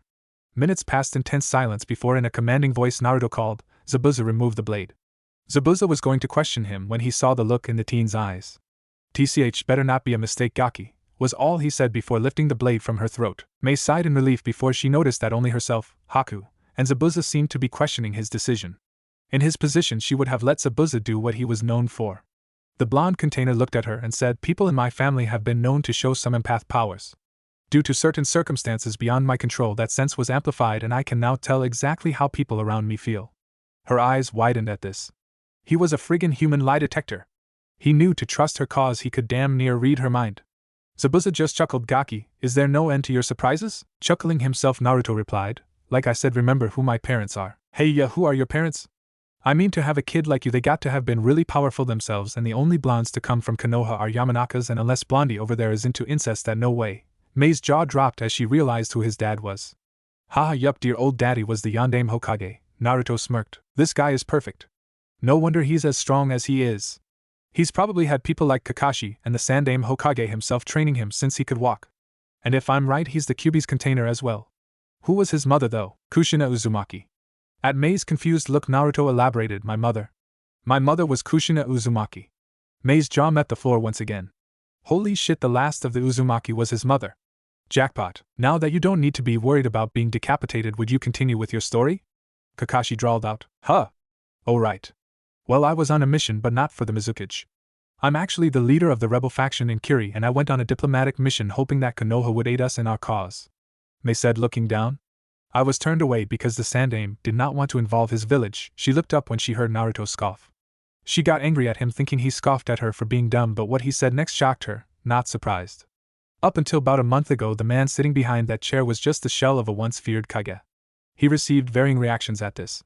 Kakashi grimaced and looked away, Ino and Yakumo shook their heads, and Mei was shocked that such a powerful nin would talk bad about his own Kage. He went on to say, "It's a long story, better saved for when we're in Konoha, but I will say this, if you were to come with us and ask him now, he would definitely say yes. Like I told these two, I got some major pull with the old monkey." Mei's eyes widened as this one man had saved her from a fate worse than death, and was now going to help her save her village, all in the span of a few hours. She put her head down, letting her hair cover her face. Before anyone could question her, she leapt straight at Naruto and began crying into his chest. Naruto's face just dropped, and he wrapped his arms around her, just letting her release all the pent-up emotion she had. Haku felt sympathy for the woman, knowing what it was like to live in Kiri and have a Kekai Genkai. Add on to that the stress of having to maintain a certain image as head of the rebels, and almost falling victim to a horrid fate, and no one there could blame the redhead for her reaction.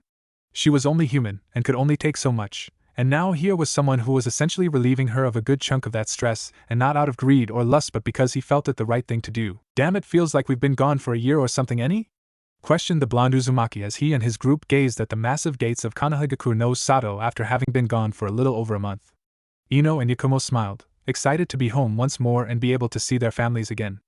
Haku and Zabuza smiled as this was going to be their new home, a safe place where they wouldn't have to watch their backs 24/7. Kakashi continued to read his little book, but you could see a grin on his masked face at finally being home too. Naruto? He had missed one thing only, his ramen. With that in mind, he led his merry band of misfits with smiles on their faces to the gates of the place they called home. Hey, isn't that? Haha, yup, I'd recognize that blonde hair anywhere, spoke a chuckling Izumo. With smiles on their faces, Izumo and Kotetsu greeted Team 7 only to grow shocked at Naruto with two more very attractive ladies hanging off of him. At that they just chuckled and shook their heads, only Naruto would leave to train and come back with two hotties. However, they grew nervous as they laid eyes upon the massive imposing figure that was a grinning Zabuza Momoichi. Shaking in their sandals, they looked to Kakashi for answers. Still reading his little orange book, the pervert lazily said, "He's with us. Gonna be joining Konoha as a Nin, all thanks to our favorite blondie over there." The two eternal gate guards just shakily nodded their heads and let the group through the gates. As soon as Naruto saw the inside of the village, he attempted to speed off to his own personal slice of heaven, only to have Kakashi grab him by his collar. Now Naruto, you gotta talk to the Hokage about these three like you said you were, and you don't go back on your word, do you? The blonde just childishly pouted and huffed at having his Nindo used against him in such a way. With that, Naruto and Kakashi sunshined the group to the Hokage's reception area. The receptionist looked up at the sound of a shunshin being performed, only to facepalm at the nervously grinning Uzumaki and his massive group, and with the other hand pointed towards the Hokage's doors, giving permission to go in. As Naruto opened the doors to the Sandame's office, he was greeted by said man smiling, which he only returned with a bow. The Sandame's smile noticeably dropped, but he still smiled as the rest of Team 7 filed in. Said smile turned into a very confused look as they were followed by an A-rank missing Nin, who he assumed was said Nin's apprentice, and a very buster redhead he swore he recognized from somewhere. "I'm glad that you're back, Team 7, but may I ask why the Kirigakure no Kijin, demon of the hidden mist, is in my office?" asked a very casual Hokage. He knew he was old and that Zabuza was powerful in his own right, but this was his home turf, and even at his age he was confident enough to be able to smack Zabuza and even his apprentice around. Kakashi lazily pointed a thumb at Naruto. Hiruzen just ran his hands down his face. Of course Naruto had something to do with this. "If I didn't know better, I'd think he was slowly trying to kill me by raising my blood pressure." Genin Neru. "Whoa, hold on," spoke a very shocked Mei, her face mirrored by Haku and Zabuza. Pointing a finger at Naruto, she continued, "He's a Genin." Ino and Yakumo popped up with grins on their faces. Actually, we're all Genin. Graduated almost 2 months ago. Silence reigned in the office for close to a minute before Zabuza began chuckling, which then evolved to him rolling on the floor holding his sides. Team 7 and the Hokage thought that he had lost whatever tiny shred of his sanity he still had. Finally getting his breathing under control and wiping a tear from his eyes, he slammed a hand on Naruto's shoulder. "Gaki, what the fuck?" And he continued his laughing. Mei then pointed in a cussing finger at Hiruzen. She began, "What the hell, old man? If that's how strong your genin are, my cause would only need like 4 jounin, and we could wrap up the civil war in no time." Hiruzen released a small amount of his chakra, showing them he meant business. "Now if you would have asked, you would know that this team is not average, far from it. Naruto here has been training since he was 8. Yeah, I kinda figured being who his parents were and all. I mean, you probably had a hand in his training, right?" Mei's only response was the Hokage lowering his head in shame and Kakashi turning away. Naruto chose to speak up at this moment. "No, they did not. Only 2 people are responsible for my current strength, and they are my old sensei Vincent and myself." Mei was shocked at this revelation. "He got this strong pretty much on his own." "Unbelievable. Wait, what about those 2? She said, pointing at the girls of Team 7. In return they pointed at Naruto. Ino spoke, "If it wasn't for him, I'd still be some stupid and pathetic fangirl focused more on her looks and dieting than being an actual kunoichi." Yakumo stepped forward, covering her mouth with her long sleeves as usual, and said, "If I hadn't met him, I wouldn't be here. My mind would have been locked away inside my body, leaving a demon to take over and try and destroy Konoha. He trained himself to be damn near Kage level, and then saved these girls and trained them to be stronger than most B-rank ninja. I so gotta have him now." Dirty thoughts aside, Mei bowed to Hiruzen and then Naruto. "My apologies for jumping to conclusions." With both Naruto and Sarutobi waving her off, not in the least bothered by it, though she had brought up a sore spot in the Hokage. "As I was saying, Genin Naruto, why did you bring an A-rank missing Nin, his apprentice, and a wanted woman into my office?" "Hokage-sama, I think that adding a former member of the Kirigakure no Shinobigatana Shishinin Shu would be a great boon to our forces, as well as offering a wealth of knowledge of some more underground things. Adding his apprentice, who herself is at least low jounin in strength and posses the Yuki clan's Hayatan Kekai Genkai to our numbers at the same time would just give us even more strength." Sarutobi stroked his beard as he thought about it all. It was a win-win as far as the village was concerned, and with a well-known jounin and one of the village's royal clan's names backing the two, their integration would be almost seamless. The young Yuki heiress would pose no problems, as she never affiliated herself with a village to begin with. Zabuza, on the other hand, would be an issue. Although the villages had no laws on taking in other villages missing Nin due to how hard it was to reach even the smallest of agreements in the first place, it was still a touchy matter. However, with Kiri too absorbed in their current civil war, there would be almost zero backlash to deal with. With that in mind, he began looking through his desk for 2 files. Finding them, he offered one to Haku. This document here states that you are willingly becoming a citizen of Konoha and that you will abide by any and all of its laws. As for your joining the ninja corps, we will deal with that in 3 days' time, so be prepared for that. All you have to do is sign your name here. And with a smile on her porcelain face, she did just that. Afterwards, the Hokage stamped it with his seal and set aside for later filing. Turning to Zabuza, he placed another paper on the desk. Your situation is a bit more complicated. There are no laws against you joining us, but there will still be some weariness. As such, you must sign this paper submitting yourself to 2 mental evaluations, a physical, as well as being followed by a team of Ambu for a month. At the end of the month, your probationary period will be up, and if you have met our standards, then you will be tested to see where you stand in our village's ranks. Zabuza looked to the smiling face of his adoptive daughter, and the gaki responsible for his current situation. Shrugging, he said, I got nothing to lose and a lot to gain, so fuck it, and with that sentiment, he signed the paper. Folding his hands together, he turned to Mei, now to deal with your situation. You have come here before asking for assistance, and I turned you down, and yet here you are again. What makes you think I will have changed my mind? At that, Mei lowered her head in depression, thinking it was all for naught. However, she looked up as she felt a hand placed on her shoulder. Turning, she found a pair of shining blue eyes filled with confidence and determination. Looking at the Kage, Naruto asked, if I may plead her case for her? Waving his hand, Hiruzen said, you may. Stepping forward, Naruto intoned, I believe that you were, pardon my use of words Hokage-sama, mistaken when you turned her down. Which he received even more looks of shock from the room's occupants. Gaki's got a big brass pair to say that. I mean, I planned a coup, but damn to say it to his face. Konoha is known for the astounding amount of emphasis we put on the concept of teamwork, and for good reason. Some of our strongest ninja to this day were the Sannin, powerful on their own, but working as a team they were feared across the nations, even earning the respect of Hanzo the Salamander. What I am getting at is that if you turn down having another of the 5 great villages as an ally, you will be spitting on the very thing we stand for. Chuckling, Sarutobi shook his head. My boy, you would make a great politician. Turning to a hopeful Mei, he continued, I will allot you as much as my village can offer in the department of resources as well as manpower. And here Mei's face burst into a huge grin, and she smothered Naruto into her cleavage, suffocating the lucky bastard. However, you must submit to 2 requests. And with that, Mei dropped a gasping Naruto to the floor. Anything in my power, Hokage-sama, she said while bowing. You must come and talk a treaty with me when you have stabilized your village, and you must take a certain ninja. Confused faces broke out in the room while Naruto was slowly trying to sneak out, having a feeling he knew who the Sandame was talking about. You must take Naruto as an overseer and ambassador of sorts. The room's occupants as one turned to catch Naruto right as he put his foot on the railing of the Hokage's balcony. Fuck, was his last word as he leapt out into the village. The Hokage, Kakashi, and Zabuza laughed as he was pursued by a bickering group of rather powerful kunoichi while his tenant encouraged him to run away from the sluts who don't deserve to touch my mate. Turning to the portrait of Minato and his wife, Hiruzen smiled. You'd be proud of the man your boy has become. I know I am. Someday his legend may just overshadow even your own Minato, but that's how it works, right? The younger generation is always meant to surpass the past generation. I've missed you so much, my beloved, cried our blonde protagonist in ecstasy, while the females vying for his attention only wished they could make him half as happy as that. What could our favorite blonde be yelling about in such a manner? If you've got to ask, then you really don't know Naruto Uzumaki Namikaze that well. We find him in his version of the happiest place on earth. I have nothing to do with Disney. Don't sue me, Mr. Mouse, Ichiraku Ramen. The females present, I am included, could only sweat drop at his reaction to the noodles. Oh Savior-kun, sang the sultry voice of Mei. Turning his attention to her, he spat out whatever noodles he had in his mouth at that time due to the image in front of him. Mei had as of yet to give him his cloak back, and she was taking advantage of how much cleavage she could show off with it by having the noodles dangling just above her glorious teacups. He would have fallen for her seductive ways if it wasn't for a tap on the shoulder. Turning around, his attention was turned to Yakumo, who was using her cute factor to its utmost potential. She was pouting like a kicked puppy while somehow also maintaining her beauty and offering Naruto her own noodles. Why don't you try some of my noodles, Naruto? He would have fallen for this as well if he didn't feel a pair of rather nice, almost C-cups pressed against his back. Craning his neck around, he found his fellow blonde slurping up noodles in the sexiest way possible. She winked at him before offering him a noodle and a view of her cleavage. Yet again he was interrupted by someone making their way into his lap.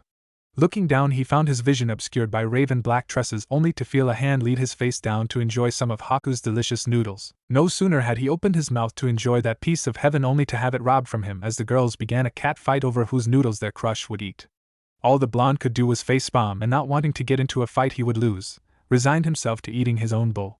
Much to his great anger, though, this too was robbed from him as the comical dust storm of limbs that was the Uzumaki harem knocked against the table right as he had dipped his chopsticks in. All eyes were on the bowl as it seemingly fell in slow motion, taking several minutes to hit the ground and shatter, spilling its contents on the floor. Silence filled the small stand, everyone too afraid to even breathe, and set off the time bomb that was a ramen-deprived Naruto. The wrath of such a thing so legendary in the village that even passerbys had frozen so as not to incur the anger of the ramen addict. Even the wildlife around the village had fled the scene, sensing the impending doom. In the Hokage's office, the Sandaime looked up and shook his head, praying for whatever poor soul had messed with Naruto's ramen. Deep underground in the TNI, Torture and Interrogation Department, the man known across the nations as the most gruesome and horrifying interrogator, Marino Ibiki, shivered. Yes, even a man so seemingly fearless shook in terror. Across the nations, all the Jinchuriki looked towards the direction of Konoha. No matter how far away they were or what they were doing, they looked as they felt the amount of anger radiating from their brother. Even the emotionless Gaara shook in fear as the cries of his mother went from screaming for blood to quiet pleas of forgiveness. Inside of Naruto, the powerful and sexy Kyuubi was torn between being extremely turned on by her container's anger or cowering in fear. So she chose to do both at the same time. Ever so slowly, Naruto's form began to turn on his stool to face the girls, his eyes shadowed by his bangs. The girls immediately hit the floor, prostrating themselves as if they had angered a god and not their crush. Naruto muttered a small, "We need to talk," that echoed throughout the extremely quiet village, and soon he and the girls were gone. As soon as his form left the stand, it seemed as if the whole world breathed a sigh of relief. The girls found themselves in a beautiful garden with Naruto standing only feet away. They immediately began to apologize and thinking of ways to show just how sorry they were. Most of these thoughts almost instantly went straight into the gutter, involving handcuffs, and in some cases a whip, or a ball gag cuff HAKUKOYAKUMO cuff. All the Uzumaki could do was sweat drop as the girls started to drool and get a glazed look in their eyes. It got even worse, better? Yeah, better, as he heard the voice of his tenant. Punish your Q-chan for being bad. God damn it, not you too. Sighing, Naruto flared his chakra, which had two affects. Yes, it served the purpose of getting their attention, but due to where their minds had been before, it made some of the girls become very sticky in their no-no bits. Coughing into his hand, he spoke, "Girls, we need to get this worked out. As much as I enjoy having possibly some of the hottest girls in the nations fighting over me, it's got to stop." Ino took advantage of this, and wrapping her arms around her crushes, she stuck her tongue out and said, "Yeah, he picks me, so the rest of you get out of here." Right as the girls opened their mouth to voice their opinions on that, Naruto spoke up, "Girls. That's what I'm talking about. I thought I would eventually be able to choose just one of you, but each of you holds my interest, and some cases my heart, for different reasons." Releasing his arm out of Ino's vice grip and turning to the Genjutsu mistress, he continued, "Yakumo, you were the first actual friend I made in this hellhole. You helped me through a lot, and you've just got this charm to you that I can't resist. I need you to keep me calm." Leaving a blushing brunette, he turned to the Yamanaka. "Ino, you were the second person to become my friend, and you've also helped me through some stuff. I find you so beautiful it's crazy. But you're also really bossy, but that's good. I need you to keep me in line." Turning from the stubbornly blushing blonde, he looked at the Yuki heiress. "Haku, I've only known you for a couple of days, but you and I share such a similar past, it's scary sometimes. Your beautiful porcelain face is digging its way into my heart day by day. I need you to ease the pain of my past." Haku blushed as he moved his attention to the Kiri rebel leader. "May I've only known you for maybe 2 days at most, and I can't say that you're special to me." Hearing that, the redhead lowered her head, but here Naruto lifted it up, forcing her to look him in the eyes. "I know in time you will be. For the short time I've known you, I couldn't imagine going forward without you." Breathing in, he continued, "Guess we gotta thank the Shodaime for making the CRA, huh?" he said, nervously grinning. He had just asked some very powerful kunoichi if they were willing to share him. This could either end really great for him, or really bad. "You know, Naruto-kun, if they turn you down, you always have me," and Naruto was put into panic mode yet again. Sure, the girls, Mei included, knew about his Jinchuriki status, but they didn't know that his bijou was female, and was also vying for his affections. Before you girls say anything, I think there's something or someone you should know about," he said, only receiving deadpan looks in return. "Well, you all know about my fuzzy little problem, right?" They nodded with the same looks. "Wheelie, it turns out Shisagerland wants to mate." At their very confused expressions, he sighed. "Maybe it would be better if I showed you what I meant." Naruto performed a sealess kage bunshin and then reached down to his shirt. He lifted it up, exposing his hardened abs to the already drooling girls. He bore his fair share of scars from his life, but they only enhanced the hotness rating the blonde had. Concentrating his chakra, the Hak no Fuin Shiki, 8 trigram seal, became clearly visible on his navel. Keeping his chakra flowing, Naruto began flowing his Namikaze chakra and Yoki in equal amounts into his right hand. Naruto at this point had closed his eyes and was sweating, as he had to be extremely careful with what he was doing. If he allowed too little or too much of one of the different energies to flow in his arm, well, let's just say he would have to start using only one-handed seals from then on. He had done some experimenting and found that the 3 energies seemed to have a sort of pattern to them. His Uzumaki and Namikaze energies could commingle with no backlash. In fact, the product of the two being used was astounding.